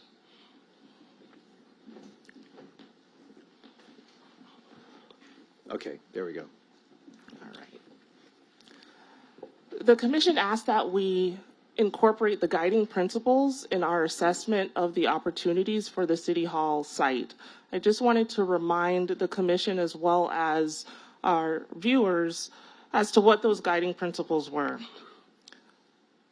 Accessibility and security, a major priority. History and arts, cost effectiveness, a site that's welcoming and engaging, functional and efficient, amenable for the public and for staff, resilient and innovative. All of these factors were contemplated in reviewing not only the opportunity for a new City Hall through a new build, but also the existing buildings based on any potential renovation. This slide provides a snapshot of our review of those existing buildings. Each building was appraised by 2 independent appraisers, and you see the average appraisal as is. The renovation costs reflect a swing of about 30% below and up to 50% above, and it contemplates renovations that would bring the buildings more in line with a new build project. The total estimate is provided as well, including the annual impact.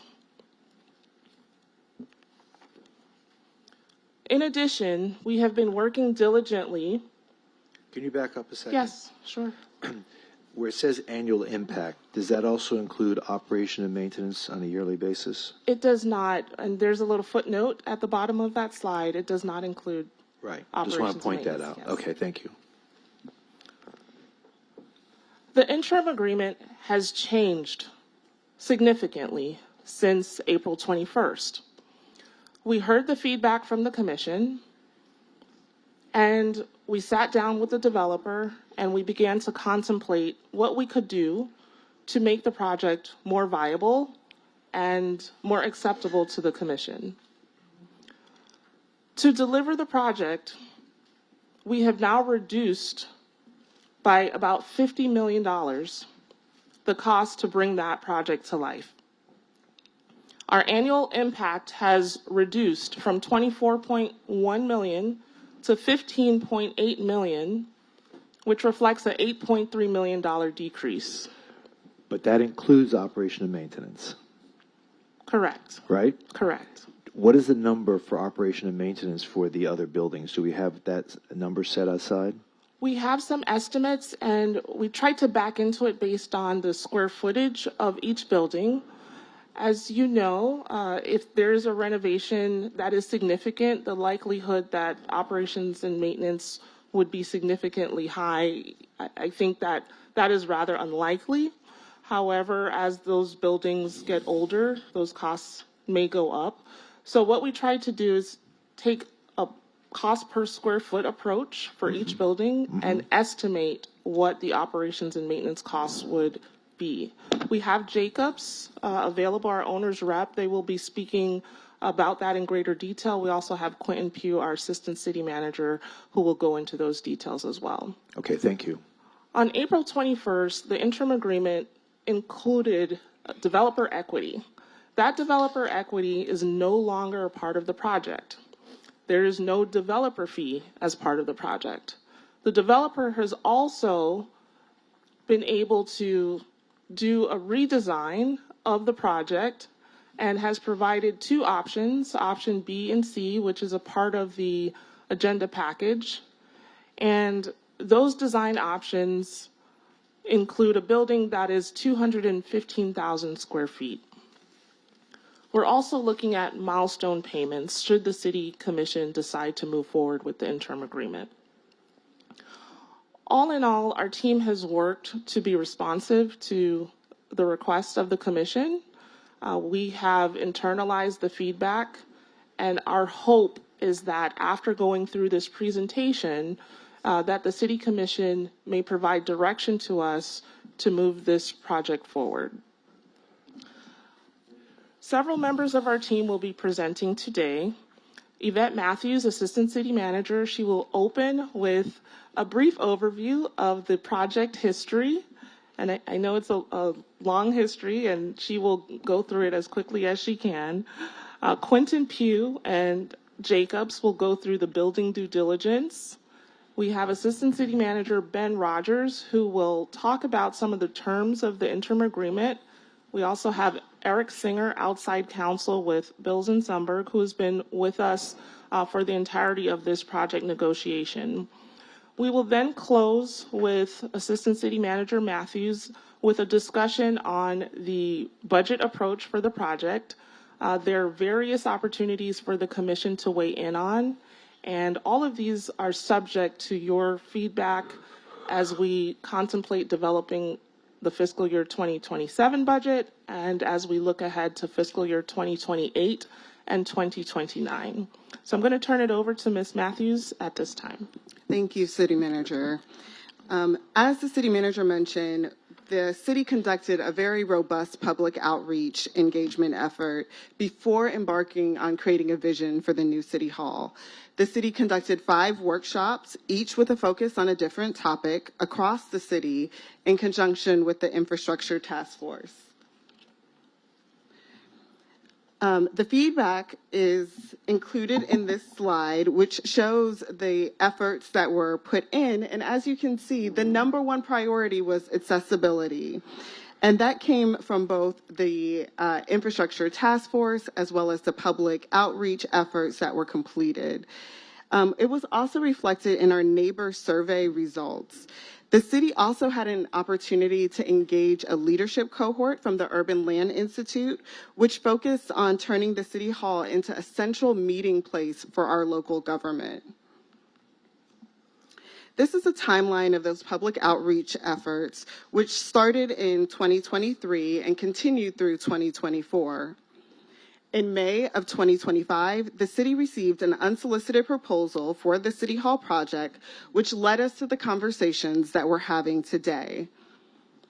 In 2026, this project had tremendous effort and progress. And as you can see, we're now here in June 2026, in preparation for a decision by the City Commission. With that, I'll turn it over to Quentin Pugh, who will talk about the appraisals that were received on the project.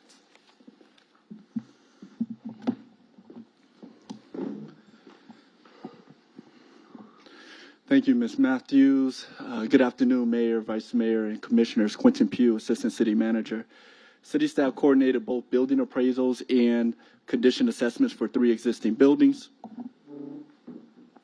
The purpose of this effort is to provide the Commission with 2 key pieces of information: each building's estimated open market value based on independent appraisals, an evaluation on each building's current condition, suitability for City Hall reuse, and rough order costs for major improvements based on identified deficiencies by Jacobs Project Management.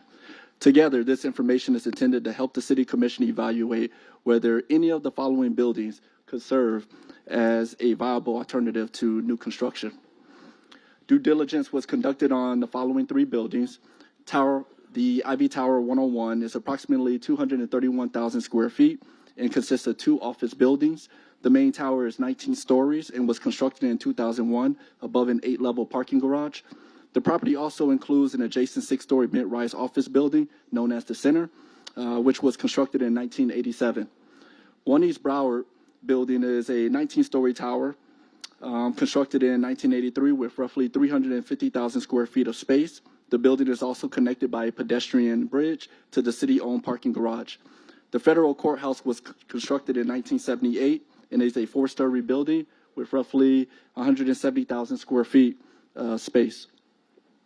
The city used 2 independent appraisal firms, Callaway and Price and Walter Duke and Partners. This was done in accordance with Florida law, which requires 2 independent appraisals when a municipality is considering acquisition of a property valued at more than $500,000. Both firms have extensive experience in commercial and real estate valuation, including complex office and institutional properties. Representatives from both firms are here today and available to respond to any questions from the City Commission. Both appraisal firms use standard real estate valuation methods, including comparable sales, income potential, lease information, market rents, and operating costs. They looked at what similar properties are selling for and what income the buildings could reasonably generate.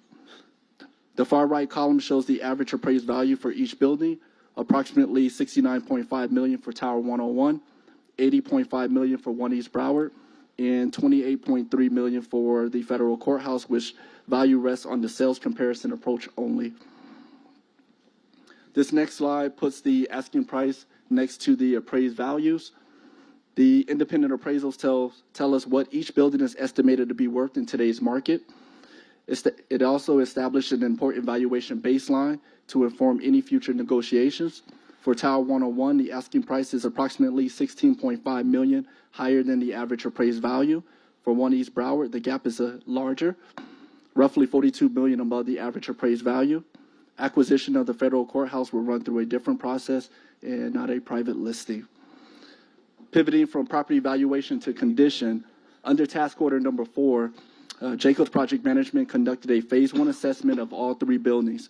In summary, their tasks were to perform a high-level review of each building's ability to support City Hall functions, including a commission chambers, assess each building's current condition, including its major building systems, and complete a structural evaluation, prepare near-term and life cycle cost analyses, and develop a database comparison to inform the city's build versus buy and renovate decision.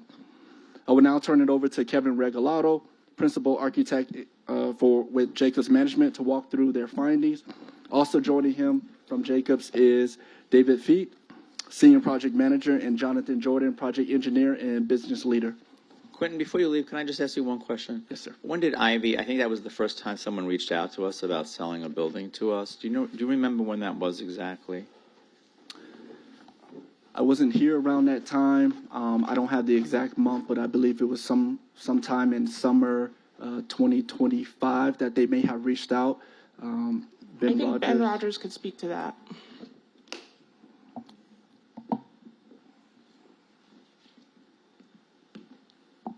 Good afternoon, Commission. Ben Rogers, Assistant City Manager. Commissioner Glassman, yeah, it was sometime in the summer of 2025 when we were talking about our lease extensions and what the future city needs are for the space. Summer of 2025. Okay, thank you. And also just one last question for you while you're there. Thank you, Ben. So at the last commission meeting, I asked about why we're considering the development team we selected in conjunction with 2 buildings that approached us to sell their buildings when the development team had to pay the $25,000. The 2 buildings did not, and I think there was consensus among the commission to go back and say, yes, you should be paying that $25,000. So where are we with the 2 buildings paying that $25,000 to have that skin in the game and be considered on this equal level as the development team that we're moving forward with? So we met with representatives from both buildings last week to speak about that. They were open and amenable to submitting the $25,000. Since that time, we submitted invoices to them and payment instructions. To our understanding, both of them are going to be making the payment, but to date, we have not received any. Was there a due date on that invoice, or was it just left open-ended in terms of an invoice? I think that it's been more in real time, Commissioner. So the one is processing the payment now. They've committed to make the payment.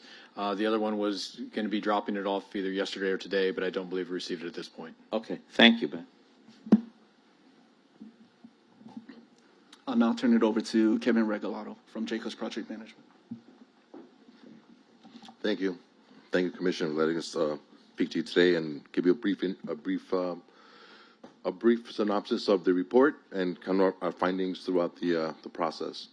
Our assessment and methodology, the limitations we had, our standard approach was a non-invasive assessment based on ACME 2018. That was the main project. In May, we were out on the site.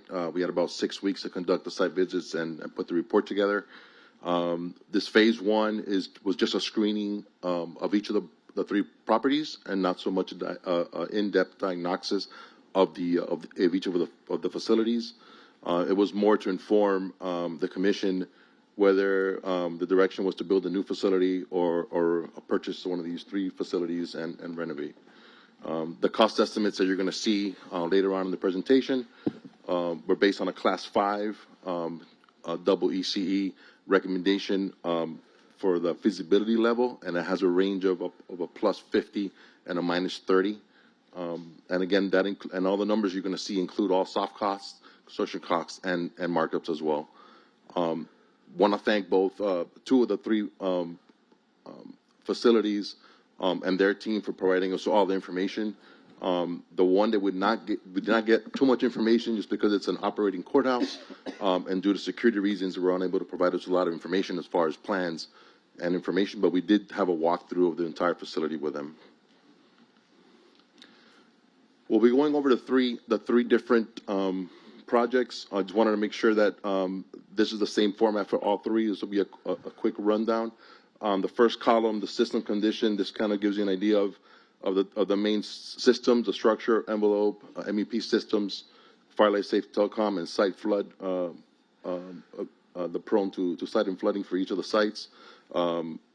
Red being it's probably not as good, green is really good, and the yellow is kind of in the middle. So that's kind of the color coding. You'll see that, and you'll see that throughout the rest of the presentation with the matrices that we're going to show. Strengths and opportunities. We'll talk about key considerations for each of the three, and then the suitability for City Hall for each one of these three. The first one we're going to talk about a little bit is the Tower 101. We did look at the strengths and opportunities for this one. Durability, it's a concrete frame structure, concrete slabs as well on each of the buildings. This one's comprised of a tower and a smaller building just to the east. The tall tower, the skin on that building is all precast with glazing, and then the smaller building is more of an EFIS component system with a steel framing on the exterior and glazing as well. It has a large garage podium. That's the only one of the three that has a really large garage component. And this one's good because it has about 423 spaces, and that will be in addition to the existing parking garage that's county owned just to the west of it. 630 staff is more than ample space to accommodate, and as well it's a compact in downtown, just like the other two buildings are. Key considerations for this one was the glazing on the exterior will need to be replaced as far as the windows on the tower, and then on the small building it'll be the entire skin, just because of the year that it was built back in the mid 80s. And then Can I stop you right Yes. there? Because I read through all this, and you probably heard the comments that I made to staff yesterday. Why do we have to replace the windows? And by the way, these windows made it through Wilma and Katrina and every other hurricane when all the windows in the school board's Crystal Palace blew out. I happened to move here in 06, and I used to look at them every day from my building over there. Nothing happened over here. So tell me why we've got to replace windows that are perfectly good. In my house, I don't rip stuff out until it fails. I don't just come along and like replace my roof 10 years into a 30-year roof. I don't rip out perfectly good windows and put in new windows until the insurance company tells me they're not going to insure because they're not, hurricane proof. So I reject the entire premise of this entire study. I'm not faulting the work you did. I'm faulting the underlying premise that says we have to do a study about how we bring a 20-year-old building up to brand new, Cat 5 status. That was not the direction that I heard from the commission. So tell me why we're replacing windows that are perfectly good. Commissioner Herbst, what about bird glass, though? That's a very good point. I just want to bring that up. I think that's absolutely a very good point. All right, thank you. I can't live with the thought of birds dying on a daily basis all around the city. I just needed to mention it. Thank you. And by the way, bird glass adds about 10% to the cost, especially with an all-glass building. So if we're building an all-glass building, adding bird-friendly glass is a horrible idea.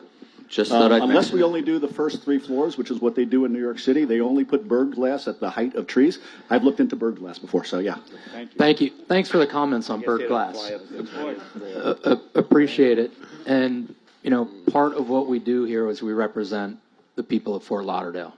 And when they come to ideas to us, like bird glass, other initiatives that are fair and reasonable and worthy of consideration, I think it's appropriate to consider it, have a discussion, and you know, act accordingly. So appreciate the bringing up bird glass, and glad we're continuing to look into bird glass as an option. Thank you.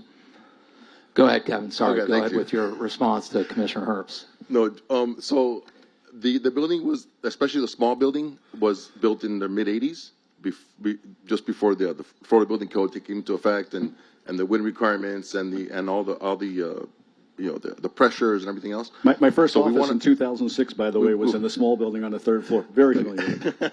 You want to fix that one up? Go for it. So the idea is always to bring the building up to code, especially with the Florida Building Code, and we'll get into a little bit of that on another slide. If you renovate more than 50% of the building, or then you have to bring the whole building up to code, Stop including the right exterior. there. If you renovate more than 50% of the building. So of the where square are we footage. renovating more than 50% of the building is my starting point. If we're not ripping out the windows and all this other stuff, we're not renovating more than 50% of the building. The way we're doing it, or we look at the assessment, the way we were tasked to do is to look at the building, and both buildings, right? In this case, they're combined, the small building and the tower, and looking at the floor plates, age of the floor plates, whether it's, in this case, in the small building case, that's where the county commissioners, the commission will be at. So that they were doing some major renovations to the first 2 floors. And the upper floors, the idea is to bring in new restrooms, because they don't meet code, bring up to code, and then go ahead and to the current code. So my office is in that building and has been for the last 15 years. I haven't noticed a problem with the bathrooms. So what's the bathroom issue? The bathroom issue is you have a city commission, you have an assembly use, so the number of fixtures are a lot more that you need to provide for the chambers. So you have to provide more restrooms. So it's throughout the entire tower? Throughout the ground floor and wherever the public is going to be. Okay, First so if we floors. keep the tower, if we keep the public out of the rest of the building, then I don't need to worry about upgrading the bathrooms? Some of them meet code and some of them don't. So depending on what floor you're in, we need to go in and provide upgrades to meet the current code.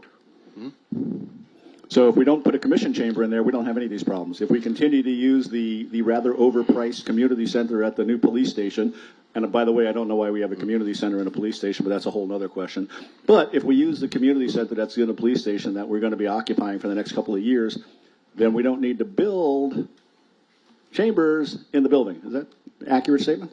No, that's not. Yeah, we were. No, I'm not asking you, Mayor. Thank you. I don't need support. I'm asking the professionals. Yeah, we were. That wasn't part of our task. So Okay. to look I'm at not that, sure what so- the task was, because it's certainly the task that you guys executed, and this is my question 0 here, doesn't sound like the task that we discussed up here at the commission. So go ahead. I'll let you continue. Yeah, and I'll keep peppering you with more stuff No, as we that's go fine. along. I like doing that. So go ahead. And Commissioner Herbst, if I could jump in there. Yeah, I was at the police station this morning, actually, in the community room, and this is going to serve us well as a commission chamber in the short term, definitely. And I think it's worthy of consideration as we explore all options, which is what we should do for the people of Fort Lauderdale, explore options, to consider that could be a commission chamber as we think about these possibilities. And Kevin, so to your as you did this analysis, the totality of renovations you're suggesting are required to bring it to a like-new standard. Is that right? A like new standard to meet the current code, to meet city hall requirements. A typical city hall requirements for all the amenities that it should have at the city hall. So does code require us, when we buy a building, to immediately move everything up to No. set it by code? No. If you don't do any work on it, you bought it and you could use it. So we could buy it, use it, Depending on the use, right? Depending on the use. And, So if you want different amenities, or if you don't want amenities within your city hall. Yep. Correct. So we use it right now, for example, a couple of these buildings as office spaces. My office is in one of them, right? So we have not required any significant upgrades to the building. And why have we not needed to do upgrades? Because it's an existing space use for office space for that use that you're currently using it. Great. So once you bring in different amenities, public space, public functions, you have the commission chambers, the really big one in this case, then those trigger different upgrade requirements. Sure. So I have public functions in and around my office space right now. Right. So I have public meetings. That's fine. I have large HOA gatherings. We do a host of things in those existing buildings without bringing it up to code.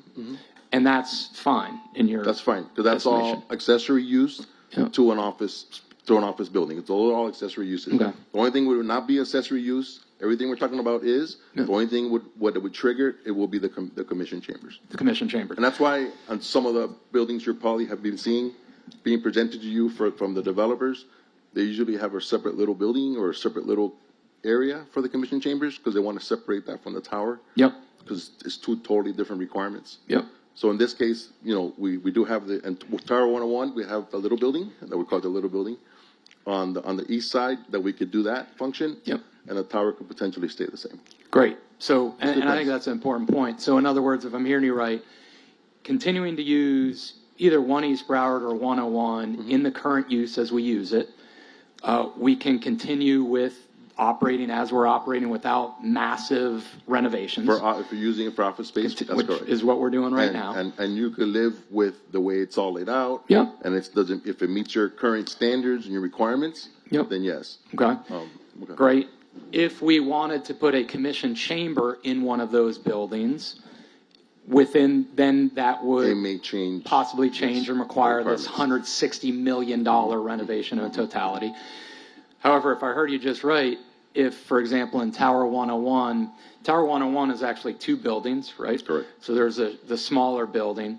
So if we wanted, we could renovate that smaller building to create a commission chamber. Is that fair? And not have the exorbitant $160 million renovation. It would just be a much smaller dollar amount renovation to the much smaller building. Is that fair? Okay. Yeah, David. Please. David Beat. Yeah, come on up. Speak in the microphone. David Thank you. Beat. I'm the project manager who was involved with the project as well. General contractor, certified construction manager. In addition to the commission chambers, the scope that we considered was as you are moving in your various departments and looking at adjacencies between the various departments, what that might mean on a floor-by-floor basis as far as a renovation. And if you need to go in and take an office space that is currently all individual small offices and want to make an open office space to fit your program, that also counts towards your 50%. I just wanted to make sure you were aware of that. Yeah, thank you. That helps, David. Appreciate it. And where Vice Mayor, where are you getting $160 million in renovations? I've never seen that number anywhere. Yeah, let's see here. I'm going to page, let me go up there. So I'm looking at page, let's see, it's page 4. Maybe if you want to bring that up, Quinn, if you're able to. Actually, I see it on page 30.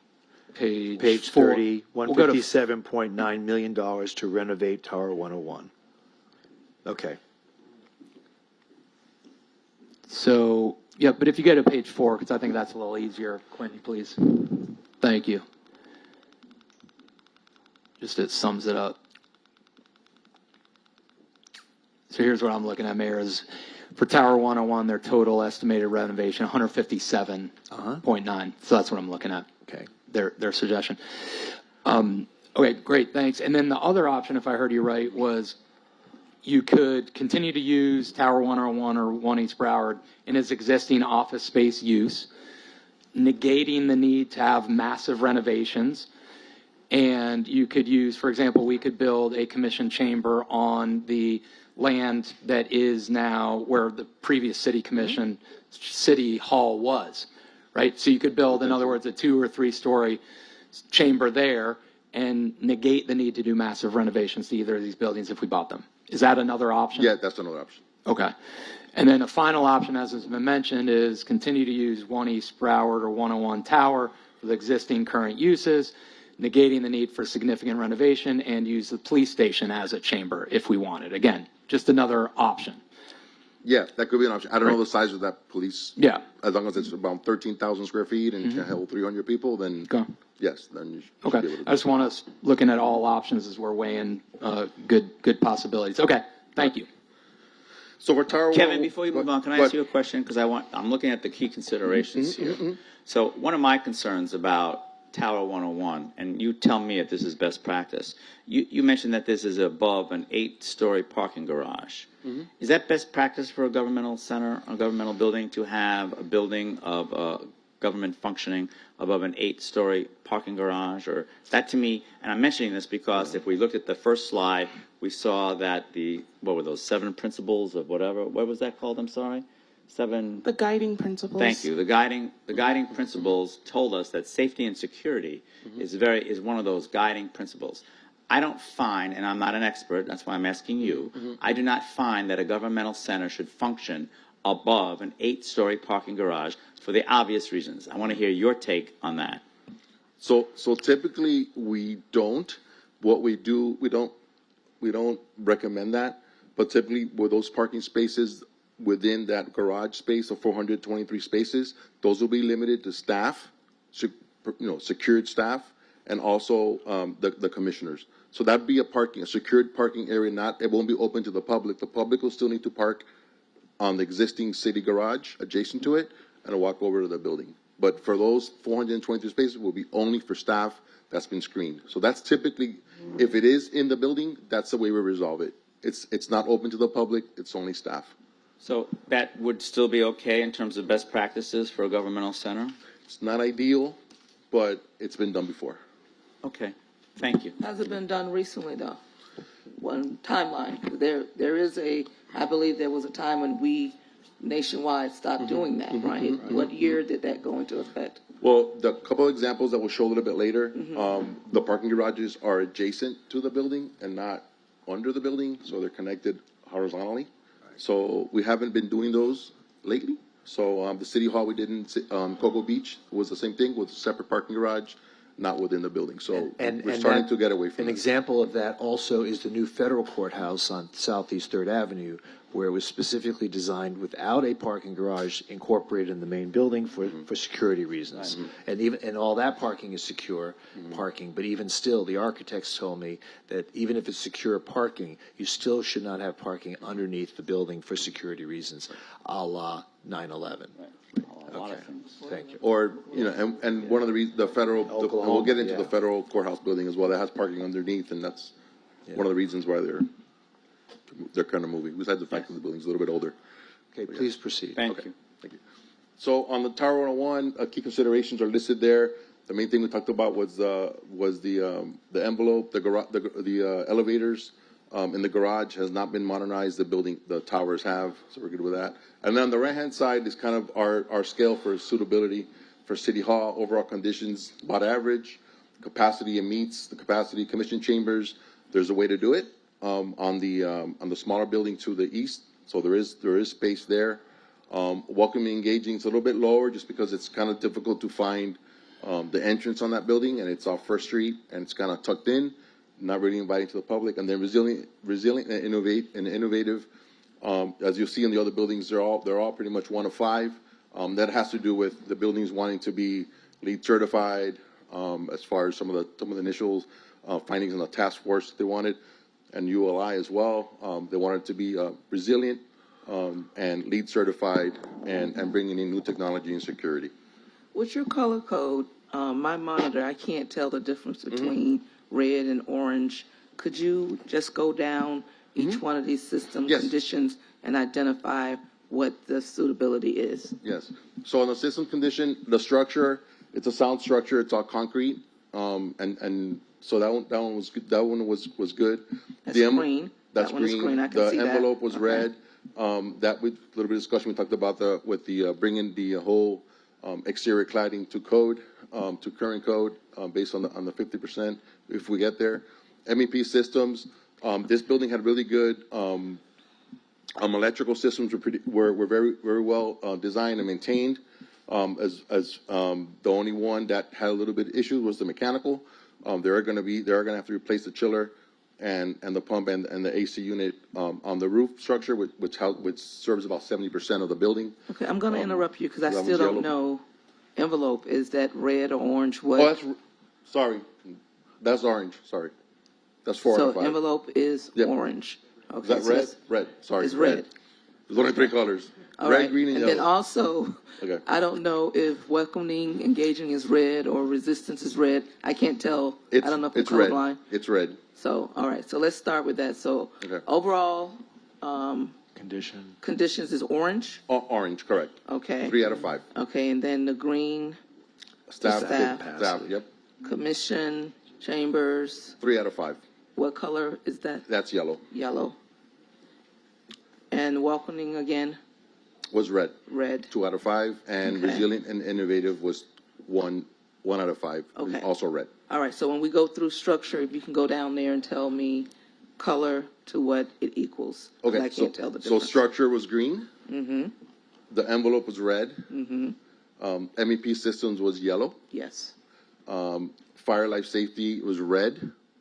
There's some upgrades that need to be done there. Telecom and security was red, and site and flood was red. And that's in the site and flood. It's right now the 6.25 is the finished floor of the ground level, and requirements of the city of Fort Lauderdale is 7.4 above at the NVAD, which is the finished floor elevation.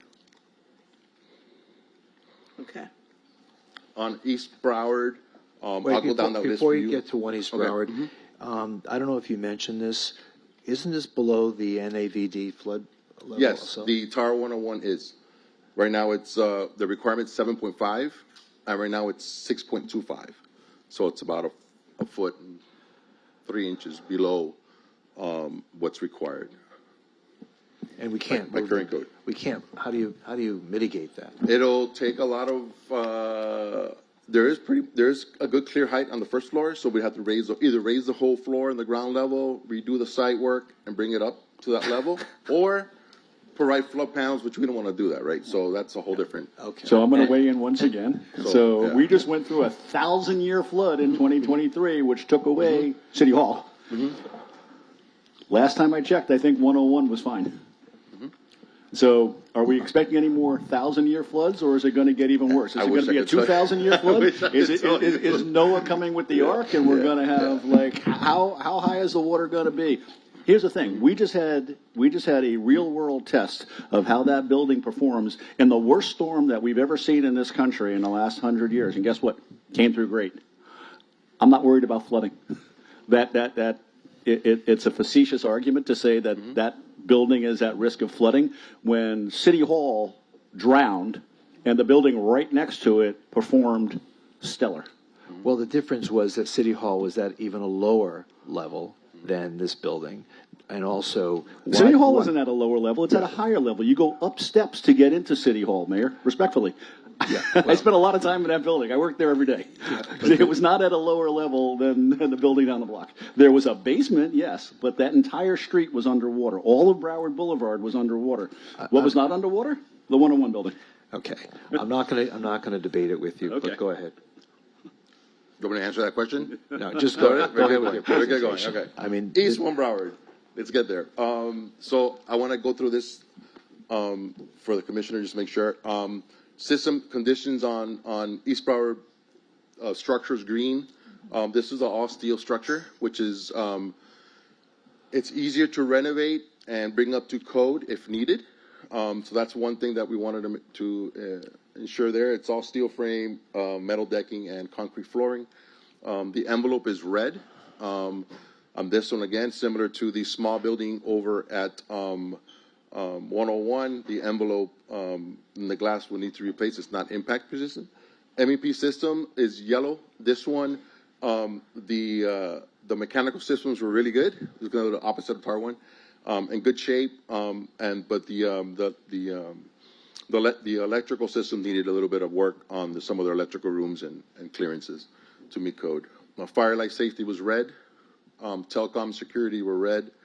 And then site flood on this one was yellow. This one, the actual elevation in this one was 7.83, 7.4 being the minimum. There is the existing FPNL vault, which is below the 7.4, which will need to be mitigated, and that's why it's showing only as a yellow. Some strength on this one. The wind loads do meet the risk category 3. It has a double height volume on the little building on the south east corner. There's a little 2-story structure there, so it already has the volume and the height. There's no need to do a lot of major structural revisions there. So that was good, and that has enough space there to hold the 13,000 square foot space, as well as the staff. And then key consideration, again, the biggest expense here is the current wall impact, and there are some ADA upgrades that we need to do on the building, as well as replacing the roof on the connector bridge to your existing parking garage.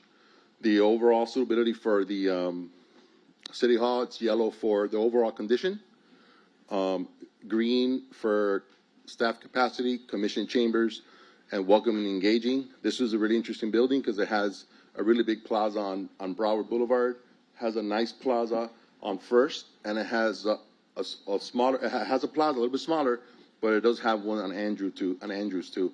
So it's more welcoming than any of the 3 buildings, in our opinion. And then red was resilient and innovative. So you have that one. This was the building that was built in 1980, what? 1983. 1983, okay. And the last building we looked at was a federal courthouse. On that one, the structure was yellow, just because with the lack of information we had, but assuming it's kind of built like a bunker. It is a federal courthouse. Envelope was red. MEP systems were red. Fire safety was red. You can stop right now. Security, yeah, it's all red. So this one had a lot of challenges. So that was tough. Thanks, Kevin. And I don't even think this can even be considered, right, City Manager, because this doesn't fall in one of the GSA, a City Hall use. It doesn't even fall in one of their categories. So this would not be a practical use for this Right. building based on the categories that they've shared with us. Right. And we've moved in the direction that the City Commission shared with us for the educational or museum use, and we've indicated that to GSA, and we'll follow up with the Commission on that. Okay. Right. So yeah, We'll you can skip just that skip this. You don't need to. Thank you. So we're going to ignore the column on the right. So this is the comparative matrix. We graded it 1 through 5, equally weighted on some of the key components that we spoke about when we went through each one of them. So just to give you a good idea of the scoring, Tower 101 and East Broward, they were pretty close. And then obviously the federal courthouse was way off. But those two were pretty close. Some had better ratings than others. So that's kind of what the comparative matrix is.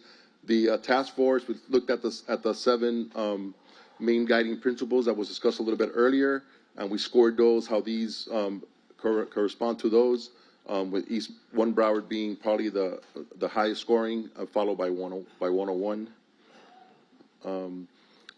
The Florida Building Code and the risk category, anything we're thinking to bring these projects up to where it needs to be for City Hall, we're looking at a level 3 alteration, which if it's 50% more of the area, then we'll have to bring everything up to code.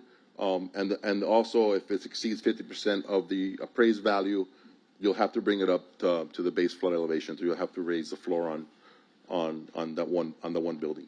The risk category, typically for an office, it's risk category 2, 170 miles per hour. We are doing some buildings now that are city halls that are risk category 3. There's a little bit more, just because they don't want to do the baseline, which brings it up to about 180 miles per hour. But for our case, we're assuming we're leaving it at 170, just because the buildings are older, and to get it to 180, it's going to require another level of funding to get it there. And again, the base flood elevation on the bottom, 7.4 is what's required. Flood exposure and resiliency, this is we talked about before. Which ones are not compliant on the East Broward is, and Tower 101, it's a little bit below. And then an assessment summary 101, structurally sound, sufficient capacity. And and it has the space they needed. Just the envelope needs to be replaced. East Broward is probably the strongest for adaptive reuse candidate out of all three. So that's one that just because of the plazas and the way it has a civic presence on three of the roads, adjacent roads, and the federal courthouse will also get. Commissioning chambers fit out. We were asked to do a little analysis on the commission chambers and what the cost would be for each one of them. We'll focus on Tower 101. It is a concrete structure, so there'll have to be more demolition and structural modification on that one. The price is a little bit more, about 4.48 million. On East Broward, about 3.93 million, just because there is no structural issues there with the two-story height that's already in place. So that's really the only difference there between one and the other. Renovation costs. This is the slide that we talked about a little bit earlier, that Quentin talked about with the three numbers. Tower 101, about 1.57 million, and the 208 for East Broward for the total renovation. Some of the main components are listed on the first column, and some of those associated costs. Again, we'll leave out the federal courthouse. This gives you a good idea. And the ROMs that are here, again, they could go up 50% or below 30% as the design moves forward. This is just a preliminary feasibility study, so that's where those numbers are coming in at. Kevin, question on that. If with 101 or 1 East Broward, if we kept it just as an office building without a chamber, is there any immediate renovation requirement that has to happen to 101 or 1 East Broward if it doesn't have a chamber in it? If it does not have a chamber, correct, and you're leaving everything the way it is, yeah, you're using the same use, office use, yep, you wouldn't need major renovations. But again, if you're renovating a floor, yeah, let's say you're renovating the 13th floor, that's a bad example. Yeah. 14th floor, you're renovating the 14th floor, yeah, and you want to go in and make that open office sure, space, then that floor, at a minimum, that floor needs to meet the current. Okay, but nothing life safety. There's no major issue. There's no major issues with either building. Correct. Okay, thank you. But you'll have to also bring it up with the whole security and the security system, because you have to have a new security system in either of the two buildings. Sure. Thanks. Mm-hmm. Kevin. I'd like to also add that, we... Could you speak into the microphone? Yeah. Could you speak into the microphone? I'd like to also add that, in looking at the IT infrastructure, certainly with newer forward-looking technology, our recommendation would be to certainly replace that immediately. And then, there are certain pieces of equipment, whether they be mechanical, electrical, that are at the end of their life cycle, and it would be our recommendation that you start looking at changing those out immediately so that they don't become a problem and break down on you. Sure. Thank you. Question. Kevin, when you just said there are no, I'm sorry, go ahead, Commissioner. I'm sorry. Go ahead. In regards to, I didn't see anything about the life expectancy of the buildings. We're talking about buildings that are multiple years old, 25 plus more. How much more life do these buildings have? I didn't hear that in the report. You want to talk a little bit about that, David? Or it's kind of tough. That is tough. General. Can you just speak into the microphone, please? Sorry. Because we can't pick you up on the recording. The reason I'm asking the question, the building that we lost was 60 years old. And both of these buildings that we're talking about are basically halfway point. More. So what I'm trying to figure out, is there any estimate when you're looking at these buildings, do you give us an estimate of how much longer of the life expectancy for those two buildings? Yeah, that would be very hard to do. Certainly the structures are sound, but as you look at the various pieces of equipment, that was what was reflected in our report. If we felt that a piece of equipment was going to need to be replaced in the next 10 years, that ended up being a piece of equipment that was carried in our estimate. Well, like electrical, all the electrical, the plumbing, the IT connections, things like that. We're not talking about just the brick and mortar. Talking about the. I'm sorry, Mayor. I'm talking about brick and mortar because when we look at condos, we have a 40-year inspection, and they tell us what's going on. Right. So is that not a fair question? It's a very fair question. Not based on the level of just an observation without doing more extensive testing. So that you type can't of, really we did not determine do that type of inspection. Analysis. From observation on the outside, what we could see, the structures appear sound. That's all I can share at this point without any more evaluation. Well, but that's of concern to us in this environment. To the commissioner's point, in this environment, we're seeing a lot of the structures being compromised and having, we don't want another Champlain on any of these buildings, right? And if a life expectancy of the structure of a building has a shelf life of a certain number of years, taking over an older building, say it's at a lesser price, but you have fewer years left remaining in it, right? So, anyway, that's just. Could I offer some comments on that, go ahead, Mayor? go ahead, So you Commissioner. bring up Champlain. So I don't know if you've read the after-action report that just came out. I did, extensively. And so let me tell you about Champlain. You know why the building fell down? And I'm sure that you guys have read it, and it wasn't built to code, and it wasn't even built to the plans that were not built to code. It didn't fall down because of any other reason except for the fact that it was poorly constructed in the first place. It's not about it's in Florida. There has never been another building that fell down except that one, and now that we've done the after action, we know why. Wasn't built to code, wasn't built to the plans. So I don't think we could use Champlain as an example of either of these two buildings potentially falling down anytime soon. And I'll offer up another thought as well, having spent a long time in government and a long time in the private sector.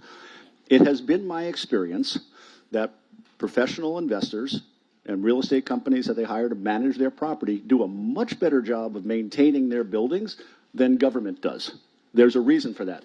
We don't invest in our properties. We like to cut ribbons. We don't like to do maintenance. And that has been historically true for government buildings going back forever. So the deteriorating conditions that we experienced in a 60-year-old building that we occupied is not reflective of office towers. I worked in office towers in New York City that are over 100 years old. And do you know how much and how valuable those are? I worked in the Empire State Building. I worked in the Chrysler Building on the 42nd floor, date back to the 1930s. Great buildings. Why? Because they're maintained. They're kept up. As long as a building is well built and is kept up, it will last for hundreds of years.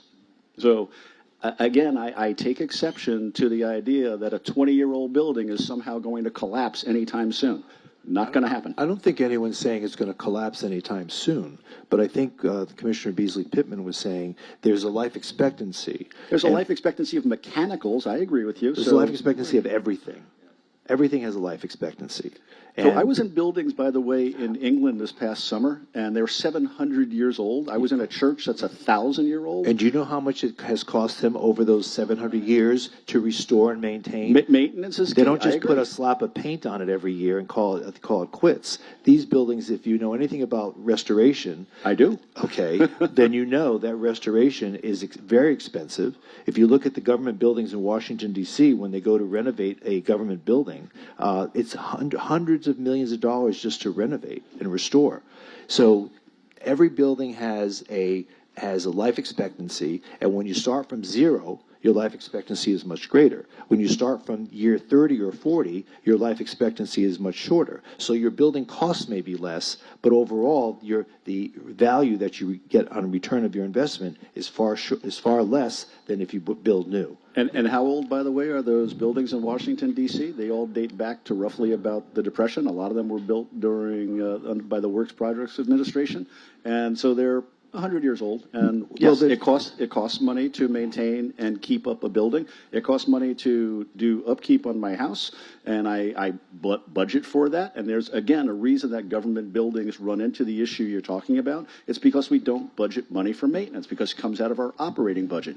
We budget money for capital projects because it comes out of the capital budget, not our operating budget. And when we're making decisions about allocating resources among police and fire and parks and all the other stuff that we allocate our general fund money to, taking money out for maintenance is usually the last thing on the list and the first thing to get cut when budgets get tight.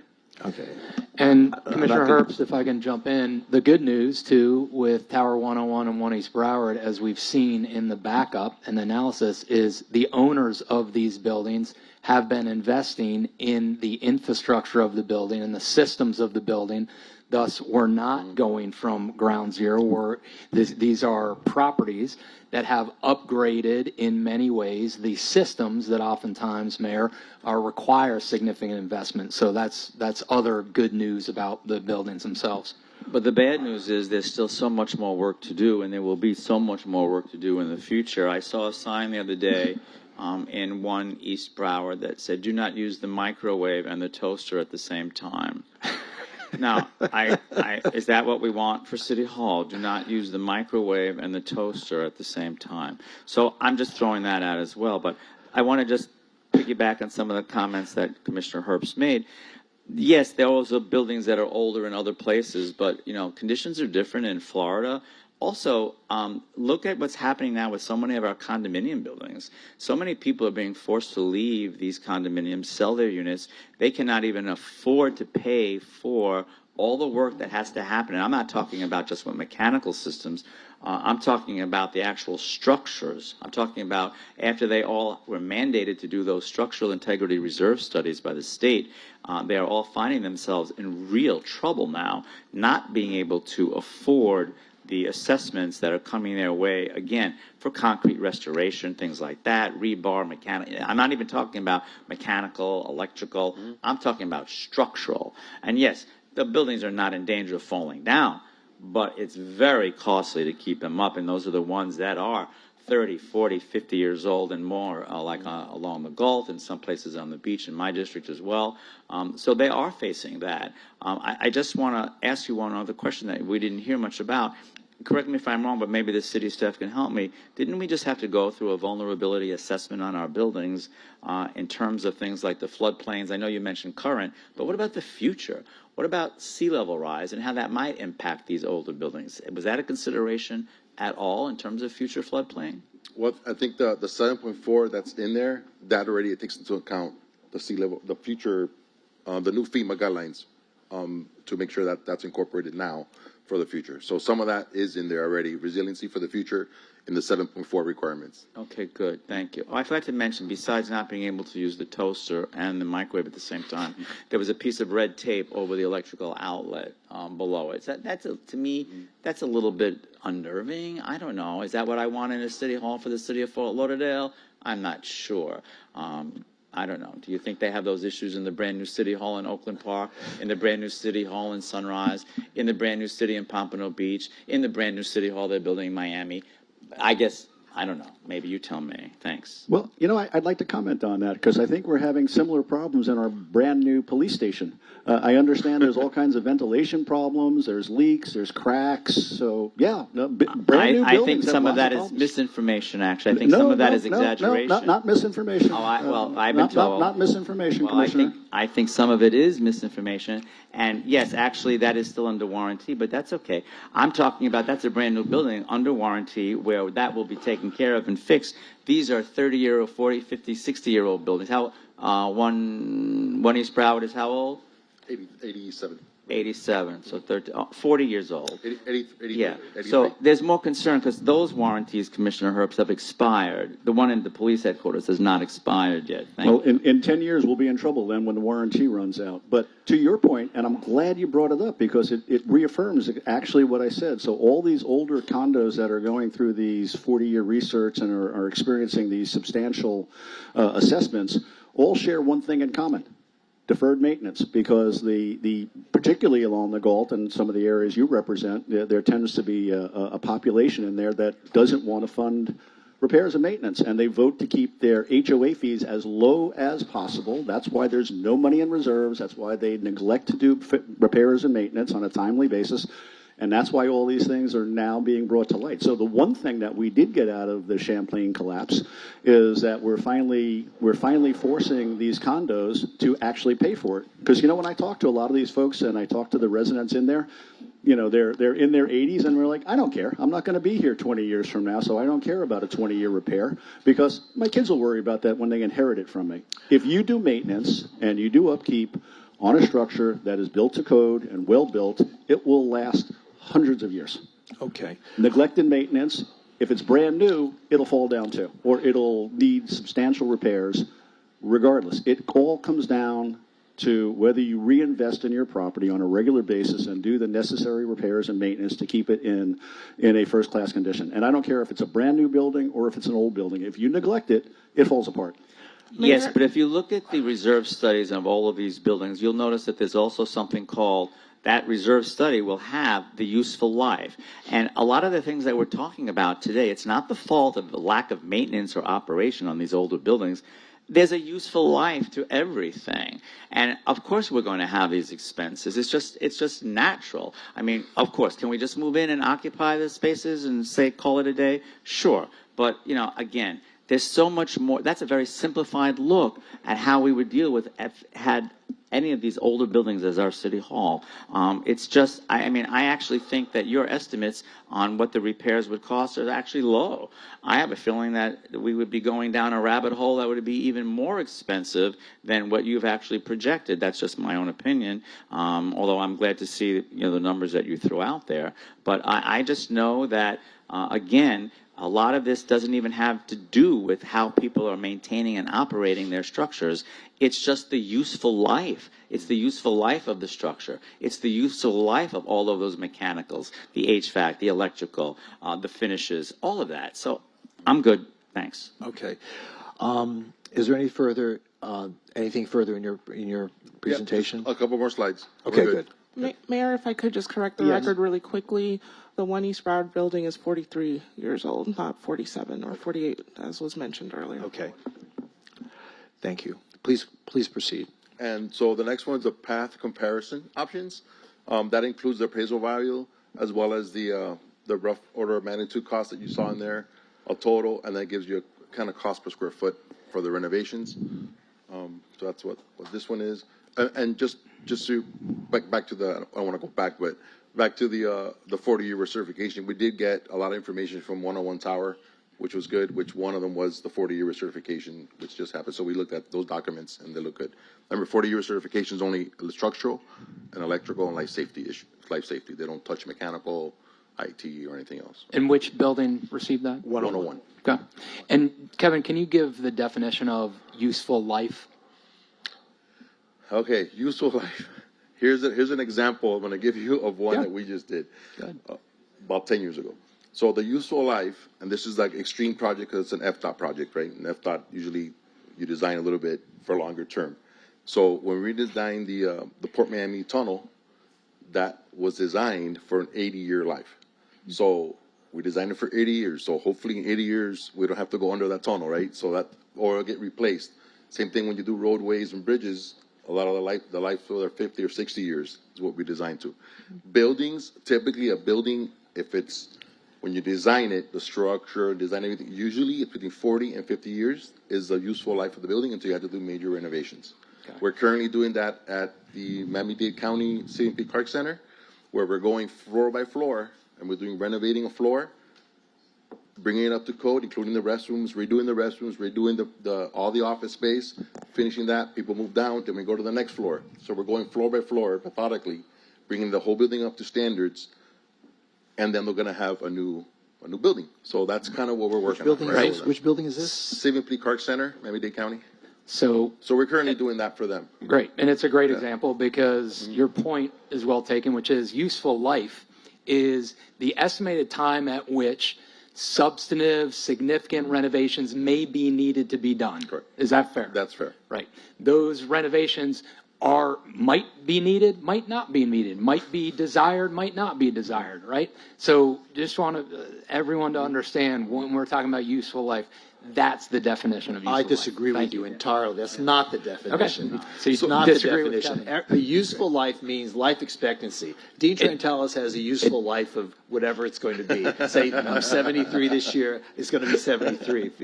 So what was the useful life of Brooklyn? Everybody, wait, hold on. No, what was I'm the useful, talking. Commissioner, you brought up a useful life question. Come on, please don't interrupt me. Go ahead. No, go ahead. I apologize for interrupting. Everybody has a useful life. A car has a useful life, right? Everything has a useful life. It's intended to last only a certain amount of time, right? At which time either you invest in it or you get something new, right? So if you buy a used car, okay, it's 7 years old or 5 years old, right? You can anticipate having to put money into it because while you got it on the cheap, you're going to end up putting money into it to keep it running and to make it efficient. Would you agree with that statement? Yes. Okay. So useful life is not so much an elective choice of whether or not you want to invest in it or not to keep it operational. It's a necessity that you would have to invest in it in order to keep it operational and functional as you intend to use it. Is that more accurate? Yes, and a lot of these useful life years that they put in buildings when you design them, they anticipate a normal maintenance schedule for all the equipment and the building and the fenestrations, going back, recaulking. I mean, it's all new roofing systems, right? So the useful life of the building also has to do with maintenance, right? And let me ask you this. Now, the city manager presented numbers to us early in her presentation in which the, on page 4, in which the annual impact of the various buildings was presented, 14.1 million for 101 and 17.9 million for 1 East Broward. But it did not include operation and maintenance costs. Yet she included operation and maintenance costs in the new building, which brought it to 15.8 million. Do you have an estimate as to what operation and maintenance costs for 101 and 1 East Broward might be, or was that not part of the scope of your employment? That was not part of our scope. Now, with the operation and maintenance, I'm sorry, Ben, did you want to say something? We do have a one-page document that sort of summarizes the operations and maintenance across all of the alternatives, so the new build options as well as the renovation options. Again, I mentioned it was based on the price per square foot, and these are just estimates at this time. We do not have an official number, and so we can share that information via the clerk. Well, so to answer my question then, the scope of your employment, the scope of your engagement was not to include operation and maintenance, correct? Not for those two buildings, correct. Okay, so what is this? Oh, why was this not included in our backup? We're just getting this now? This document was prepared after publishing of the agenda. Typically, when we've had City Hall discussions, we've created a one-page sort of cheat sheet and dispersed that to the commission on the dais. Okay, so now an updated annual impact for 101 is $17,100,000 versus the new construction is $15,800,000. Am I reading that correctly, Manager? Yes, Mayor. Okay, thank you. Yeah, and Mayor, if I can just point out on the operation maintenance, because there's a lot of assumptions and factors that go into this. The numbers that you see on that one-page summary are just taking the cost per square foot of a new build, taking that dollar figure, and then multiplying it by the number of square feet in the existing building. And that's with the assumption that all the renovations that the Jacob report is recommending would be made, and so that way it would be an apples-to-apples operation and maintenance. Should the city pursue one of the existing buildings and not make all the renovations, obviously the operation and maintenance cost would be significantly more than what's on your sheet of paper. Great, thank you so much. So going back to that useful life question, you said a bridge has a useful life of 60 years? That's what you designed to? They're designed to that. That's FDOT's So the Brooklyn Bridge is about 80 years past its useful life. Yeah. What do you think? They could keep it, or they could build a new one, but usually they keep them. They maintain them. They usually keep them. If you maintain them, the useful life actually is an irrelevant thing. It's kind of like the sell-by date, when you're in a supermarket. Water actually has a sell-by date on it. Last time I checked, water doesn't actually go bad. So useful life is sort of a suggestion because and you mentioned cars, Mayor, that's really good. My first car was a 68 Cougar. Guess what? Still running. Got it. I routinely work with people who drive much older cars. Have you put any money into it? I'm sorry? Yeah, I did. I put a new paint job on it. And that's it? You just put new I paint did a little on body work on it. Yeah, runs great. Okay. The thing is, it goes back to what I said before. If you maintain it, you extend the useful life. The useful life is not that it is not, Mayor, like your useful life, which has a terminal date. None of us here get out alive. We all end the same way. It's just a matter of when. Okay, that's not true with buildings or mechanical systems. Airline I used to work for is still flying the oldest DC-3 in commercial operation. Okay, we are routinely flying planes that are 75, 80 years old. Routinely. Okay, these are in use every single day. Again, it comes down to maintenance. If you ignore something, I don't care how new it is. I haven't taken my boat out in a couple of weeks, and I went to go start it, and guess what? It wouldn't start. Because it sat there. Can I ask you a question about, you said that bridges are designed to have a useful life of 60 years? You designed to that, correct? Right. And what was the tunnel life expectancy? We had 80. 80. Okay. Good to know. We may need you. It's a little bit harder to design one of those. And by the way, you know how old the Holland Tunnel is in New York? Okay, so well past its useful life. Last time I checked, still in use every day. There's Can I thousands tell you of how cars many running hundreds of every day. millions of dollars they've spent to keep it up? Just Go one ahead. more question before the gentleman sits down. Yes, yes. One more question. Come back. In regards to that useful life, in regards to the useful life of the buildings, you indicated that buildings are usually designed with an intent. Do we know what that original intent, useful life are for those two buildings? Do we have documentation or can we get documentation? No. Because no. if we built it for 40 years, we're already at the expiration date. Yeah. What are we getting into? Exactly. Yeah, we don't have that information. Is there any way to get that information? All we could do is kind of do an assessment of the structure, do the next step, the next phase, look at the structural, because we're talking structural, because we do have the systems already in our report. But to do a structural analysis of the building, that would take another step, and we could probably tell you it's probably fine if you keep maintaining it. It could last another 20 years, another 30 years. Okay. So we just have to look. We have to do an assessment. I'm still hovering over my question. Yeah. Is there anywhere that someone said, I'm going to build this building with the expectancy of it lasting 80 years? You gave me an example with the tunnel. Yeah, so there's someone's doing that somewhere. So typically, if it's FDOT or a government building, federal government, they have that in their standards. They have it in the standards. But for developer work, but there is nothing in writing. But you design as a professional engineer or architect, you design the buildings for typically a lifespan between 40 and 50 years. That's kind of the average that you design for. Because if you design a developer building for 100 years, no developer will hire you, right? Because it'll be 3 times as much. Yes. So. Question on those documents that the architects put together. There's nothing there. There won't be anything. There won't be anything there. Thank you. It will not. Thank you. Thank you. Okay. Thank you. Is Cynthia Rich here? Are you Cynthia? You had signed up to speak. Would you like to speak?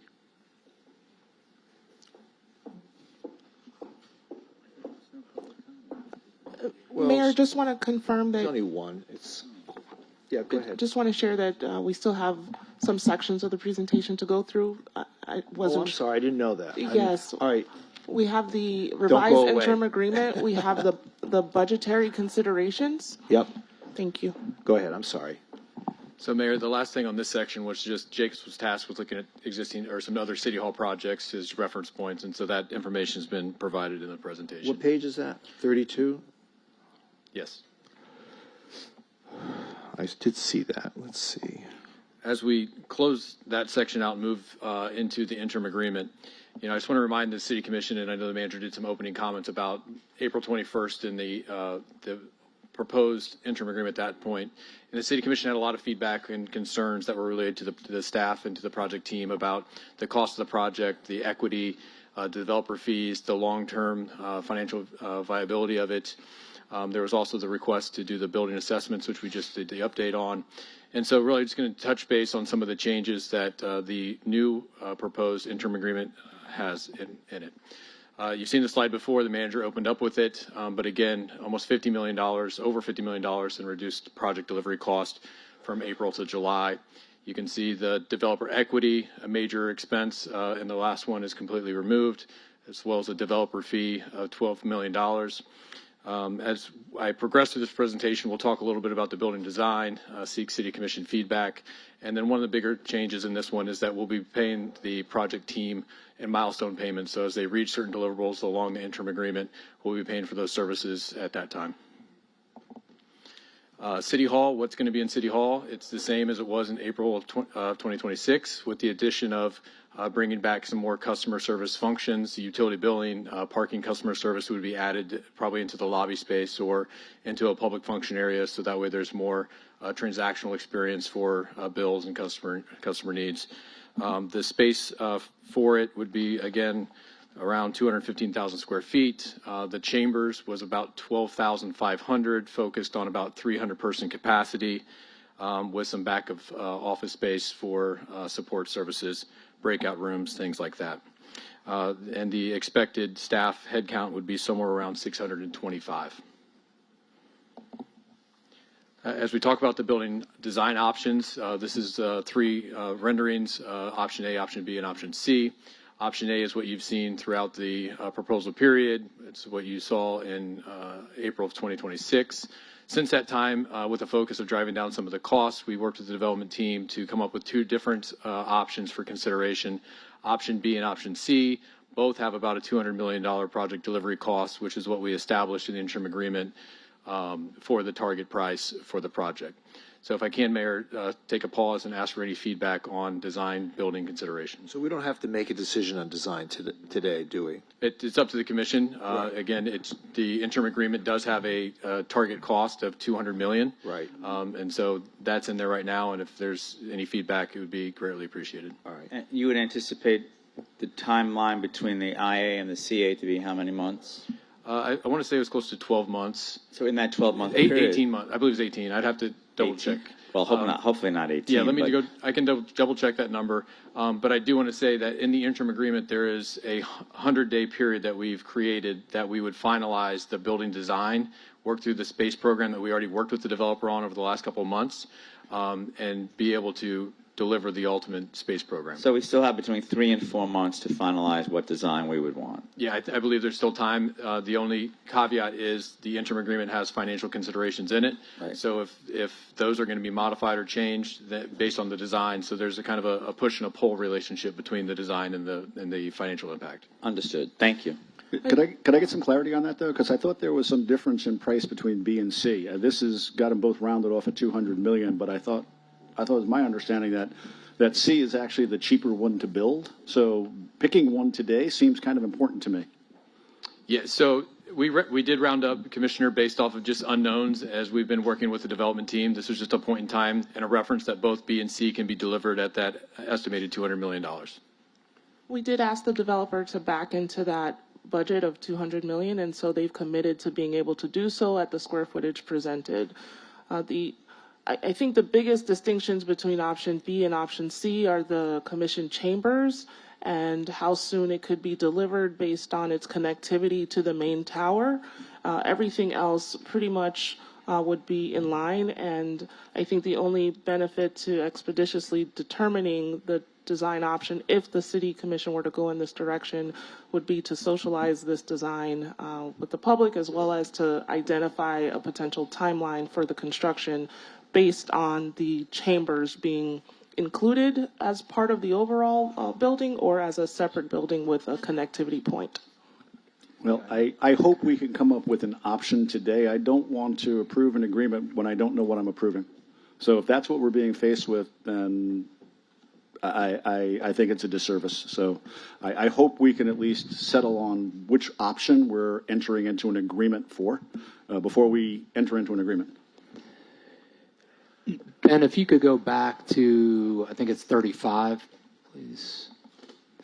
Okay, so just touching on this. So this is the interim agreement as it stood April 21st and now as it stands today. So this is a significant difference. If we were to go in this build option, the total cost of project delivery when we put it out 30 years, which includes the financing and so forth. I think the April 21, it was around $720 million. Is that right? It sounds familiar. 724. $724 million. Now, July 2nd, when you finance that out over 30 years, what's the total cost there? 474. 474 versus 720. So That is a significant delta, and I think I just want to acknowledge that because we've engaged in this communication, this ongoing discussion, and have looked at options, and the builder has been willing to, continue that negotiation, continue that discussion, we are now, this option at least, is going from a $720 million to $470. This is a $250 million reduction in this option because we've considered options, we've explored possibilities, we've committed to ongoing negotiation. The developer, the builder has been a very helpful part of that. So that's what happens when we evaluate options, do analysis, we get better value for the people of the city of Fort Lauderdale, and this is just one example of that. And I just want to highlight the success in city staff in engaging with that, the builder engaging with that, so that it makes this build option, as one of the many options we consider, a more approachable possibility. Thank you. Okay, thank you. Please continue, City Manager. I think Ben had a few more slides. Okay. And just to confirm on the timeline, that timeline I did give earlier of 16 to 18 months is accurate, and it includes the whole site plan, DRC approval, permitting process. And ribbon cutting? Not quite ribbon cutting there.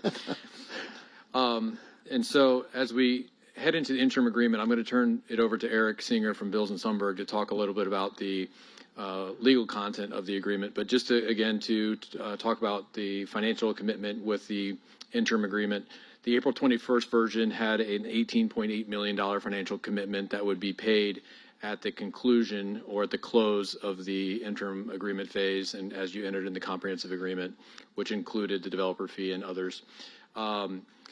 This version has a $10.9 million commitment to go through it. It does have a $4 million payment that would be associated in July that got us to this point in time, including the preliminary site assessments, designs, the space programming, which included the developer meeting with all the department heads. I believe they met with all the elected officials to talk about the needs of the City Hall building and how it functions. And then there'll be a remaining series of milestone payments that I referred to earlier that as they deliver and progress to the project, we would be paying them for their efforts. And so with that, I'm going to turn it over to Eric to talk through some of the legal points.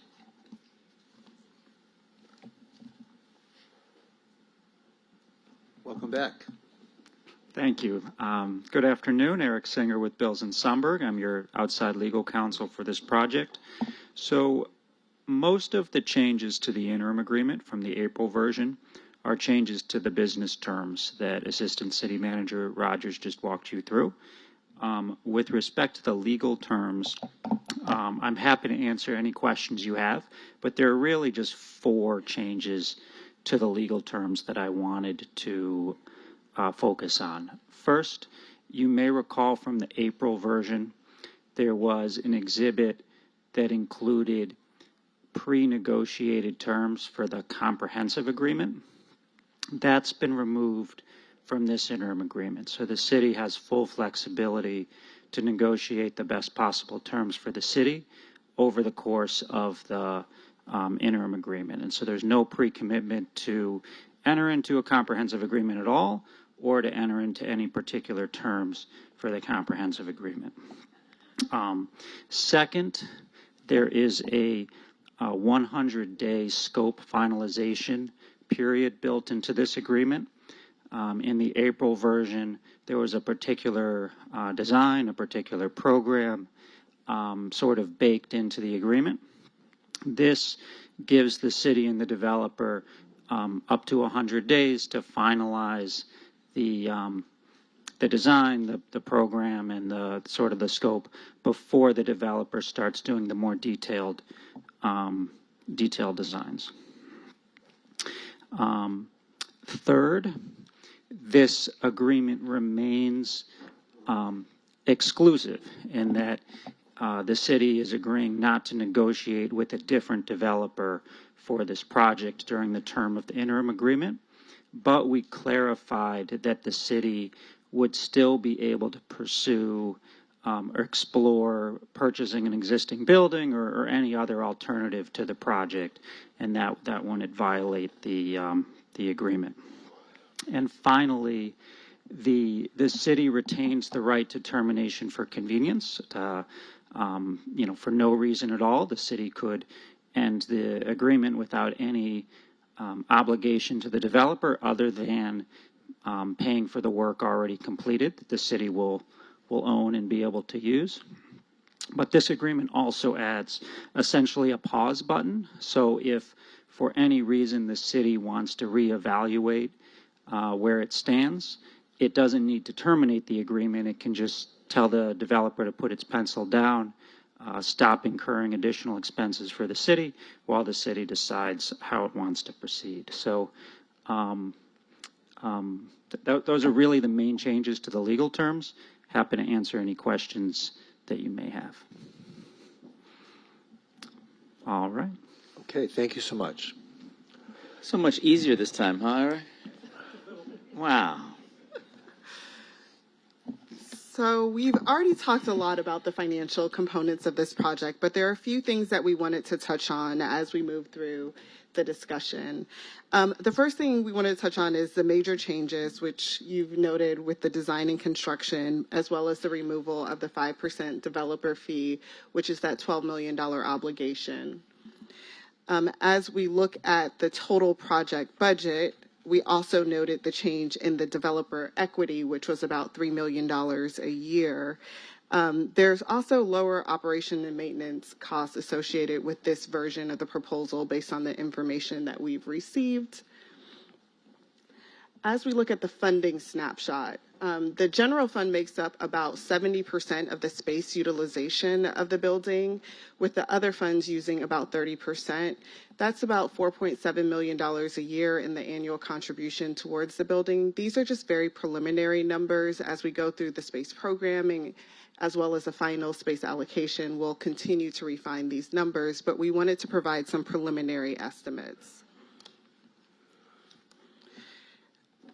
The last time we were here, the commission asked us to look at what does the budget look like. When Stantec was here, we included the City Hall costs in the Stantec model, and that included a projected $8.9 million deficit in fiscal year 2028 with the inclusion of City Hall.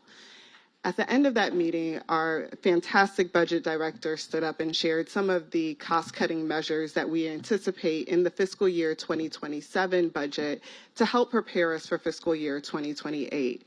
We had Stantec actually incorporate that information into a projected model, and really we're just about balanced in fiscal year 2028 with those changes that have already been shared. Most of them are on the screen, but there are a couple of additional levers that we can pull in fiscal year 2028 just to make sure that we're well positioned to incorporate the budget for this project. Property tax reform continues to be front and center on our minds, and so we wanted to make sure we were also including what the budget plan would look like in the event that property tax reform passed. What you will see here are a myriad of options, and of course we would decide as we get closer to that year in that situation exactly what we would do. But a few of the main options would be looking at our contribution to capital. Right now, in 2029 and outwards, we plan for about $27 million a year in capital costs. We could look at capping that and reducing our contribution by about $7 million a year. Another big one that we wanted to make sure that we shared with the City Commission is the option of using cash funding for a portion of this project. So if we were to use $40 million from our general fund reserves in order to support this project, it would reduce our annual obligation by about $2.4 million a year. And just as a note, we're currently about $9 million over our 25% threshold as of the release of the ACFR. So we will be making some adjustments to how we use those amounts over the 25% cap anyway. But this would provide some additional options on using funds to support the City Hall project. The other options are really just a myriad of either program adjustments, looking at the way that we do business and the organizations that we support. Again, we would seek the City Commission's feedback with the development of the fiscal year 2028 budget to ensure that we're pulling the levers that are most agreeable to the City Commission and our neighbors. We're not just planning for fiscal year 2028, but we know if property tax reform passes, we will see bigger impacts in fiscal year 2029.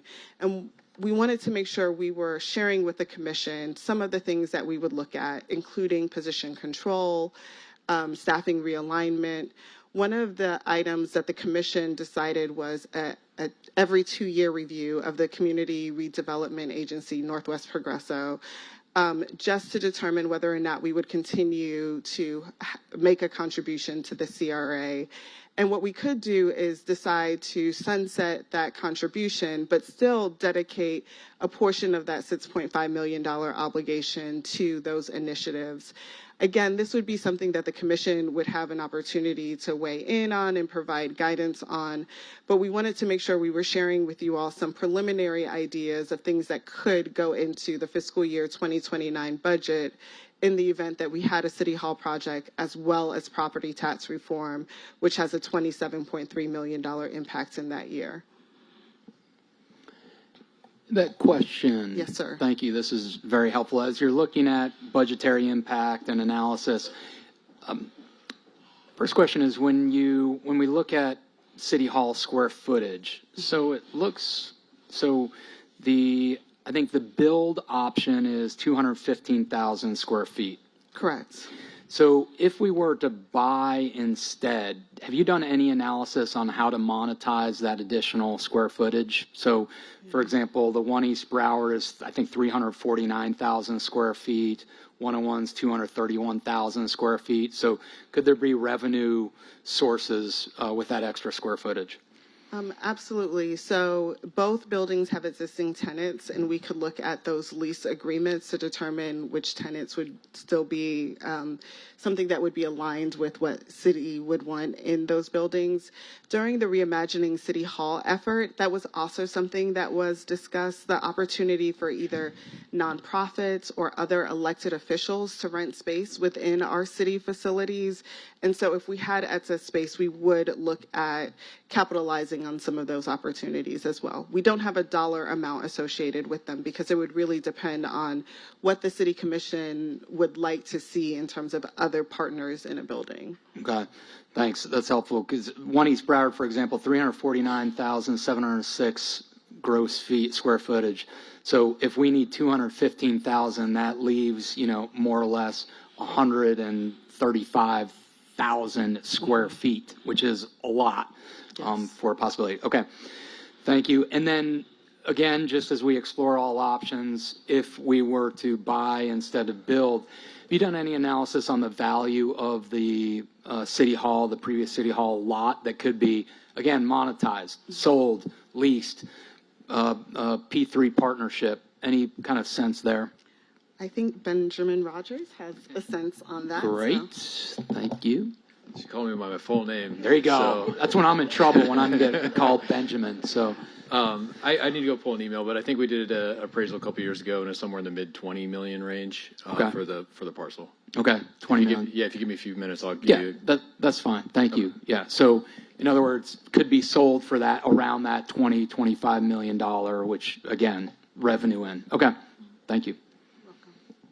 Yvette, I'm sorry, before you move Yes, on. sir. So have we done any kind of exercise? By the way, that selling of that city land, that's public land, that might get us into trouble if the charter passes. We have to check on that.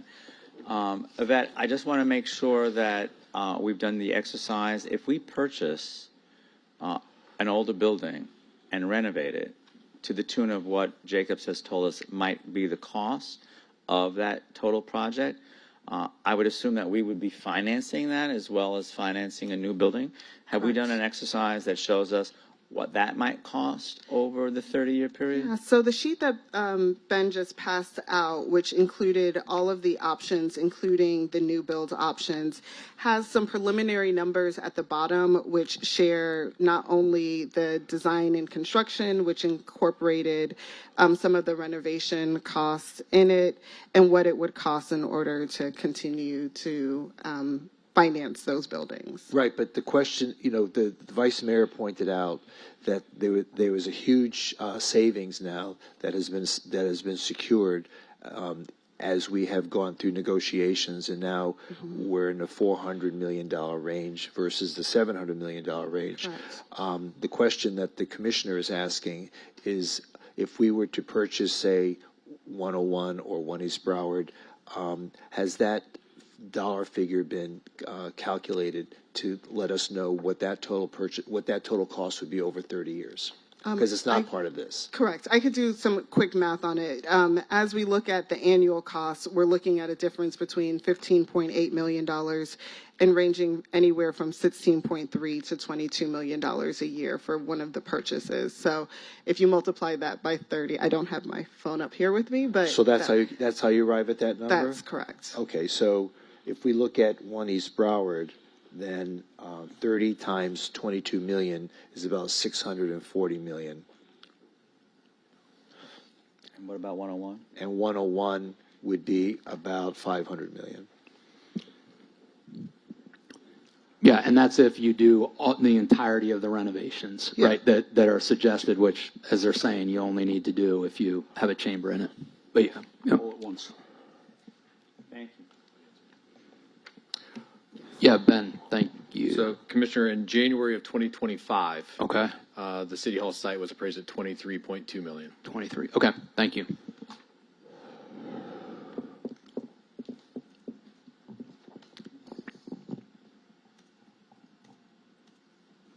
And that really concludes my portion of the presentation. I think we're just seeking any feedback that the commission may have on the various options and direction on how you would like us to move forward. Okay, does that complete the manager's presentation? It does. Thank you, Mayor. Okay.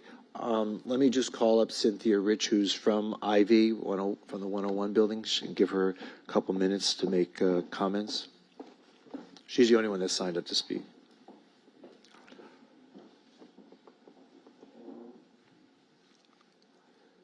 No, press the button at the bottom of the speaker. Go ahead. So thank you, Mayor, Commissioners, City Manager, and staff. Appreciate the time. My name is Cynthia Rich. I'm a Senior Vice President at Ivy Realty, the owners of Tower 101. Candidly, we're disappointed by where things stand today.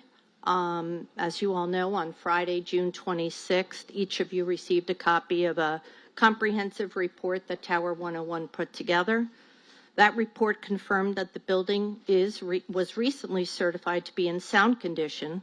It also included approximately $23 million in pricing for voluntary upgrades, including the replacement or enhancement of properly functioning mechanical and electrical systems, all elevators, as well as hurricane hardening of the building through new roofs and windows. On Tuesday, June 30th, we were asked to participate in an impromptu call by Mr. Ben Rogers with the city engineers from Jacobs. During that call, it became clear that the objective of the exercise had shifted.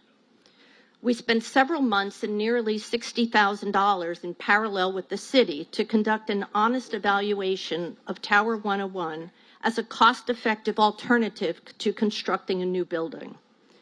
Unfortunately, that's not the analysis that the city ended up conducting. Instead, the city spent the past several weeks, along with thousands of taxpayer dollars, evaluating what it would take to make Tower 101 equivalent to a new building. That approach doesn't appear to make sense, as it was not the directive given by the Commission, at least our understanding of that. Of course, that analysis would be more expensive, and of course, it would make new construction appear more feasible. The commissioners, you were being asked to make a major decision on behalf of the residents and the taxpayers. You deserve to know what it would cost to use Tower 101 as a modern, safe building that residents can be proud of.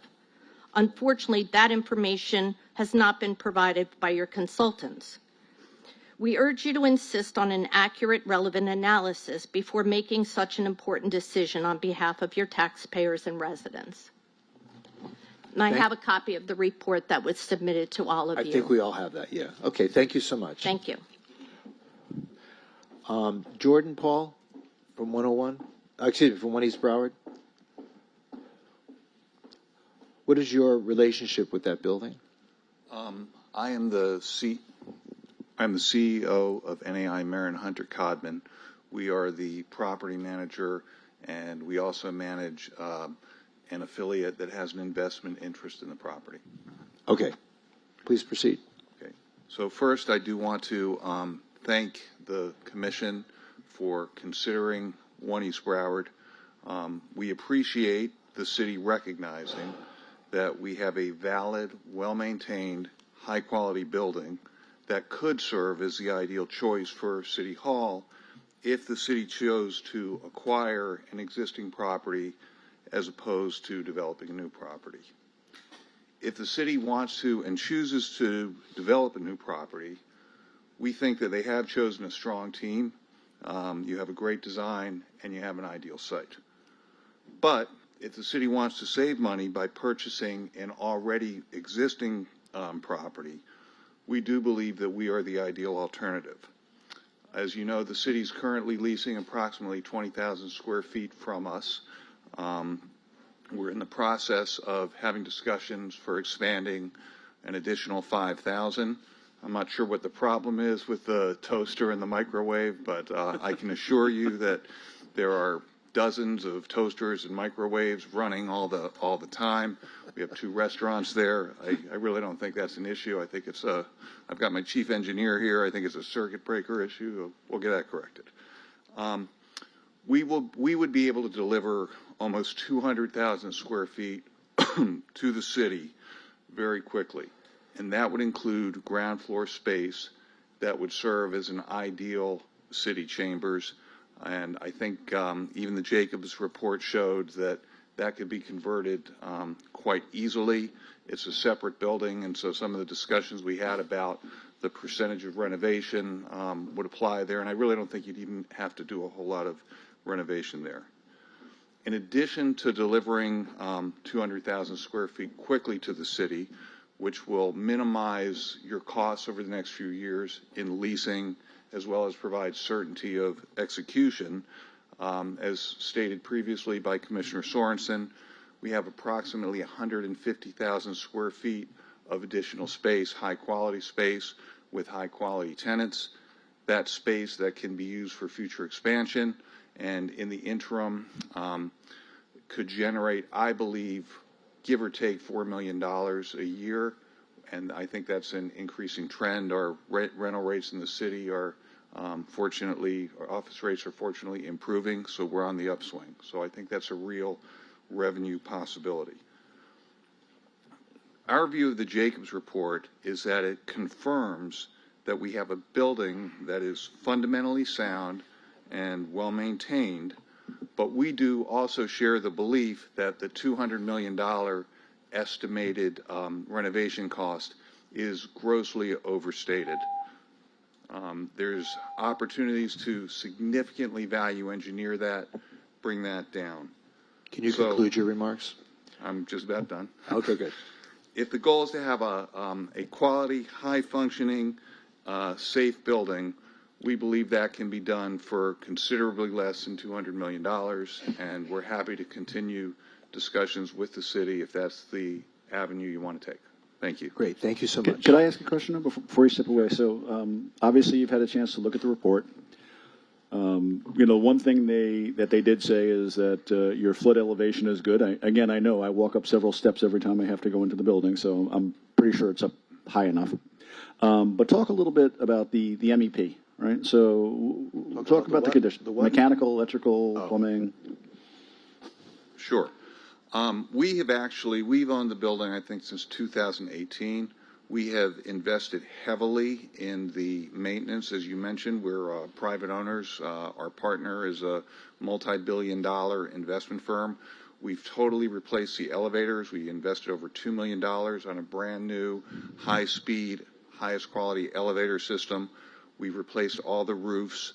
The chiller, which is probably your most expensive part of your mechanical system, chiller and cooling tower, are both less than 10 years old.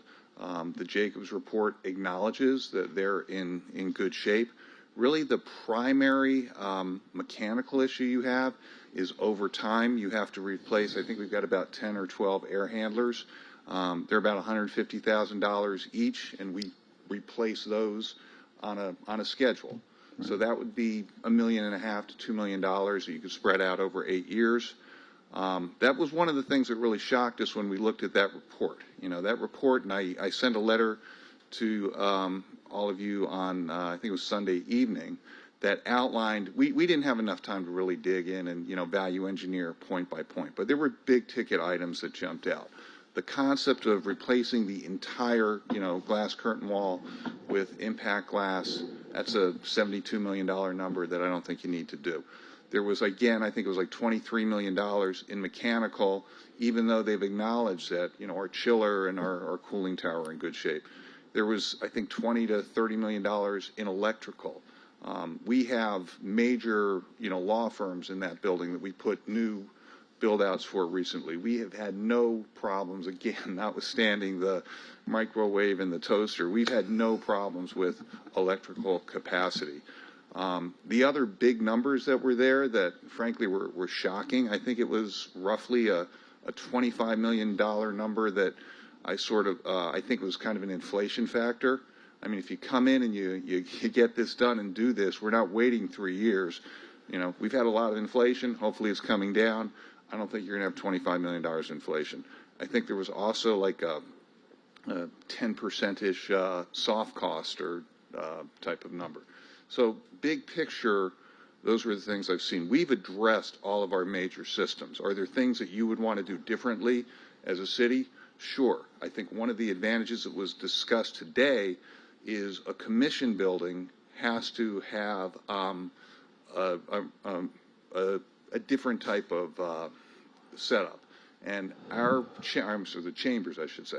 Our chambers, our ground floor, which is currently occupied by West Marine, and I think we can recapture that, is already basically set up as a public-facing area with, it's an open area, high ceilings, it's got its own entrance. So I think, you know, if you really dig into it and take a different type of approach, you would find that it's going to be a lot less than $200 million to make that a good building for the city. Let me ask you, why are you trying to sell the building? You know, we have investors, and you know, we're not a REIT. You know, we don't hold. No, but I mean, you bought a building years. a few years ago. You spent a lot of money into it. Obviously, you've buried a lot of money into this building, and it sounds to me like you anticipate burying a lot more if you keep owning it. I mean, why are you trying to unload the building? I don't think we're trying to unload the building. You're not trying to unload it? We're not trying to unload the building. If you guys don't want to do this, we're fine. We were approached by you. We didn't approach you. Oh, we approached you. Who approached you? We understood that the city was interested in purchasing an existing building. Who approached you? I should say that when we learned that the city was interested in purchasing an existing building, we made ourselves available. So you approached us? That's true, yes. Okay. But the building's not for sale, and if you don't, we're going to continue with our current operations. Okay. Thank you, sir. Yep. And Mayor, if I could probably add to that, and I think he's being delicate and not framing it, but the primary tenant whose name is on the building is currently in bankruptcy, and I imagine that's probably going to impact. You know, every bankruptcy usually involves some cancellation of leases and things like that. So, again, you don't have to comment on that. I do want to comment. Sure, on that. go ahead. West Marine is not our tenant. Okay. Kemet is our tenant. Okay. Kemet is a multi-billion-dollar publicly traded company. So they're a and they're subtenant of. It's a sublease. Got it. So okay. we have no risk at all from Okay, West great. Marine. Well, you know what? That's very interesting. So thanks for sharing that. I appreciate that. I just assumed since their name was up there on the building that was Kemet probably had the right to the name, so when they sublease. Got it. So that's that situation. Got it. Okay. Okay, You know, you also brought up another point though that I think is kind of interesting. You talk about your air handlers. You know, one of the things that I struggle with a little bit from the Jacobs report is that it makes an assumption that all of this needs to be done right away.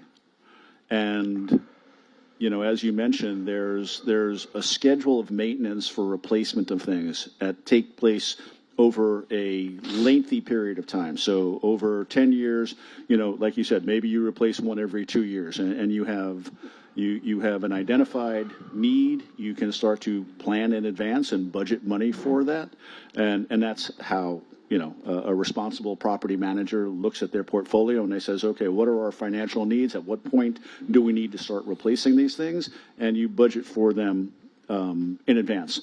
Whereas we typically wait for things to break and then we try and find money to do it. We use pay-as-you-go. We don't actually establish reserves like our condos have to do to replace mechanicals as we anticipate them failing in 20, 30, 40 years. So I think that's an important point. So I'm assuming that you said you've done a lot of upgrades and you're seeing the air handlers. What other major expenses do you see on the horizon within, say, the next 10 to 20 years?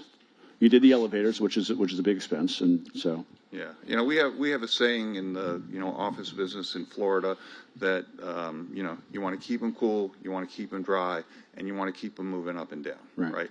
So cool. I would say that again, we're going to have to continue with the program of the air handlers. We have been doing. We've owned it, I think, since 2018, and we've done some air handlers each year. The cooling tower and the chiller, I think they're both about 10 years old. Useful lives for those are typically 25. I've got my construction manager here who's a lot better versed in that than I am. But if you maintain those properly, as we do, they'll have another 15, maybe 20 years of useful life. So you will have that. The elevators should be good to go. I mean, that was when we went in, when we bought this, that was a problem there that we fixed. So, we're keeping them cool, we're keeping them, up and down, and you're keeping them dry. So over time, I think you're going to want to continue to, make sure that you're caulking the building, and, the roof is a major part of keeping them dry. So hopefully that answers your question. Thank you so much, sir. Thanks. We appreciate it. Okay, City Manager, what are next steps? That's what we'd like to find out from the commission. If there are decisions that the commission would like to make and direct staff to move forward in a particular direction, we would like to hear that feedback. As you know, there's also an evening item on the agenda related to the interim agreement that was deferred from first the April 21st meeting, then the June 2nd meeting. And so we're here today to glean from the commission an approach for the City Hall project or any other related direction. Okay, so we've heard. First of all, I want to thank the Jacobs Group for an amazing presentation and doing such an in-depth analysis in such a short period of time. I want to thank you for your work, and we appreciate everything you've done to assist the city in making a decision tonight. I'm of the belief that, and I want to hear what the appetite is of the commission. I'm of the belief that we should move forward with new construction. I always am hesitant to buy something used because it's always going to anticipate unexpected expenses.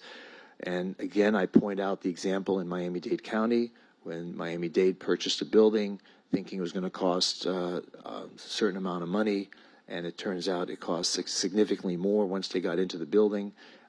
You just never know sometimes what your outside expenses are going to be, and with a new construction, I just feel that the life expectancy of a building, the dollars we're investing, the tax dollars that we're investing, are a better return on investment than if we were to go into a building that has been built 40, 30, 20 years old. You get what you pay for, and I really believe that that moving forward with new construction is the best foot forward. Now, I know Commissioner Herbst, you've stated your opinion. You don't feel that that's what you want to do. Have you changed your mind at all tonight? No. You made an interesting statement. You said that you prefer to buy things that are new and not used, and I'm just the opposite. I haven't bought a new car in years because I tend to buy late model used cars because you get most of the value out of the car and somebody else takes a depreciation hit. So I'm frugal by nature. I'm a CPA, and that's how I approach things, is what I consider to be the most appropriate use of the resources that we have from our taxpayers. And I don't think building a new building is it. I think buying an existing building that is in objectively very good shape. We've got two, 101 or 1 East Broward, both of which I think would make ideal city halls. And I think it would be the most prudent financial choice for our residents. Again, we're looking at a very challenging financial environment, given the pending tax reform that I think is probably going to pass. And even without that, we were still looking at some struggles financially in the next couple of years. And so I think keeping the costs as low as possible is the absolute best cost for our residents. And I still think that that is the optimal solution. Thank you. Thank you. Commissioner Beasley Pittman. Thank you, Mayor. I'm still in agreement for the new bill. I haven't been convinced that going with an older building would be cost saving. I'm still seeing that what we have to put into the building as far as finances for the build out, for the maintenance of it over the years. And I'm still uncomfortable that I can't get a definition of the life cycle of these buildings. And that's really important to me. Even with, buying used cars, I'm a used car buyer as well. Hertz. And my thing is, I'm looking at the mileage on it. I'm looking at what has happened, how did the previous owner maintenance, as you said. But all of that plays into my decision as to if I would go into that used opportunity. And right now, with what's being presented, with the comparison of costs, I believe that the new build out would be a better financial decision for us to preserve moving forward with the generations that are coming and how we're going to utilize the money. Okay, thank you. Commissioner Glassman? Yes, thank you, Mayor. I also wanted to echo your thank yous to Jacobs and to everyone who presented. I am very, very pleased with what staff did also in a reasonable amount of time, city manager and the entire staff that put together all of this information from the times that we delayed and deferred this item. I think that today's afternoon presentation was so cohesive and so full of excellent detail. I will also echo the words of the Vice Mayor. I think as a team, we've done a really good job in taking the time to examine what we could possibly do in terms of bringing down that cost. If you remember, we as a commission voted at one point in time to accept a concept at about $300 million for this building. So to shave off over 30% of that, and then you compound that with all of the interest, I just think that we've come a long way from that first concept that we all voted for, actually, at $300 million, to then look at what we could possibly do. So I just wanted to commend staff for that and all of our consultants who worked on this, because I think that the exercise was a good one. We've come a long way, and I think I'm very confident that we're going to be able to move forward in a direction that's going to basically benefit the taxpayers in our city. I am also of the mind, as the mayor has said and Commissioner Beasley Pittman has said, that the unknowns are just too unknown. I think that our city is at a point in time where we are able to handle the expense. Staff has done a great job in showing us how we can pay that yearly amount, how we can do that within our budget.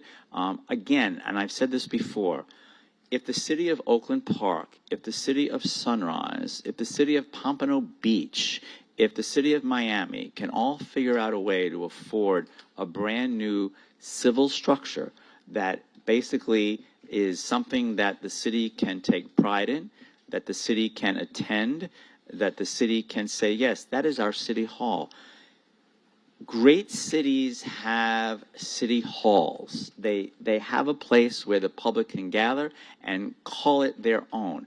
I'm not convinced that our two options here are that kind of a place where the city of Fort Lauderdale wants to say... You mean the existing building options? Yes, I'm sorry, the existing building options, I'm sorry. Yes, the existing building options are not that place. They do not meet those guiding principles that the ULI and our own infrastructure task force identified over years of public input. they just don't fit that criteria. It's as simple as that. You look at that first slide and you see what those guiding principles were. Our city is at a point in time where this is something that we should do. It just makes common sense to me. I also am very fearful of going down that rabbit hole of opening up walls or just getting into kind of structural issues. Remember, Jacobs did a great job, but those were all non-evasive studies. I feel that if we got into an evasive study, or that if we actually did have to make some changes to accommodate what our city needs in a city hall, it would be a very negative situation. So I'm not going to belabor the point. I just want to say that I agree with the mayor and Commissioner Beasley Pittman. I think this is our option. I'm proud of the fact that we've shaved over 30% on the initial cost of what we first decided to talk about. I think we first talked about this at our goal-setting workshop in January, correct? And that's when we actually voted to say, yes, let's move forward with this idea. And then we went through the entire exercise of all of those teams presenting. We are definitely at the point where tonight we must approve the interim agreement, and then that gives us anywhere between 3 and 12 months to work out every single detail that we need to do, so that when we come back with the comprehensive agreement, we are then ready to move forward in a way that makes sense for all of us. So that's what I would suggest, that we move forward tonight with the IA, and we take a look at those details that we still have to work out between the IA and the CA. Thanks, Mayor. Thank you. Vice Mayor? Thanks, Mayor, and thank you, Jacobs, and thank you, everyone, for being here and presenting. I thought you had very good, compelling discussion with a lot of great facts, and I think the buy options are worth continuing to pursue and explore. You know, when you look at Tower 101 or 1 East, as we heard on today, that you don't have to make these extensive renovations. They are incredibly well built. Sustainable buildings, and will continue to function for years ahead. And while we use those as primary office space for city staff, you know, there's a lot of great options for the City Commission chamber. We're going to be in the police station, which is a great facility. Also, we can even explore building a new City Commission chamber on the old City Hall site. So that could be an option where you build a very cost-effective City Commission chamber right there, 1 or 2 stories, right on the existing City Hall site, so that you have the, all the functionalities we would want of a City Commission chamber. So there's a lot of good options to, again, save our taxpayers dollars in a very challenging time right now, where we have tax reform coming down. We're facing budget deficits in the city. And so I think the best responsibility of us is to look at the most cost-effective options to explore those further. Thank you, Mayor. Thank you. So, City Manager, I think we see a majority are in favor of entering into an interim agreement based on new construction. I appreciate the fact that you supplied this addendum to our backup, which shows us the differentials between the existing buildings and the new construction in terms of the annual impact. So this is good. To me, what you've told us is cheaper to build new. So, okay, so that's your direction. Is there any further business that we want to entertain this afternoon? Nothing from me. Thank you, Mayor. Okay, this meeting is concluded.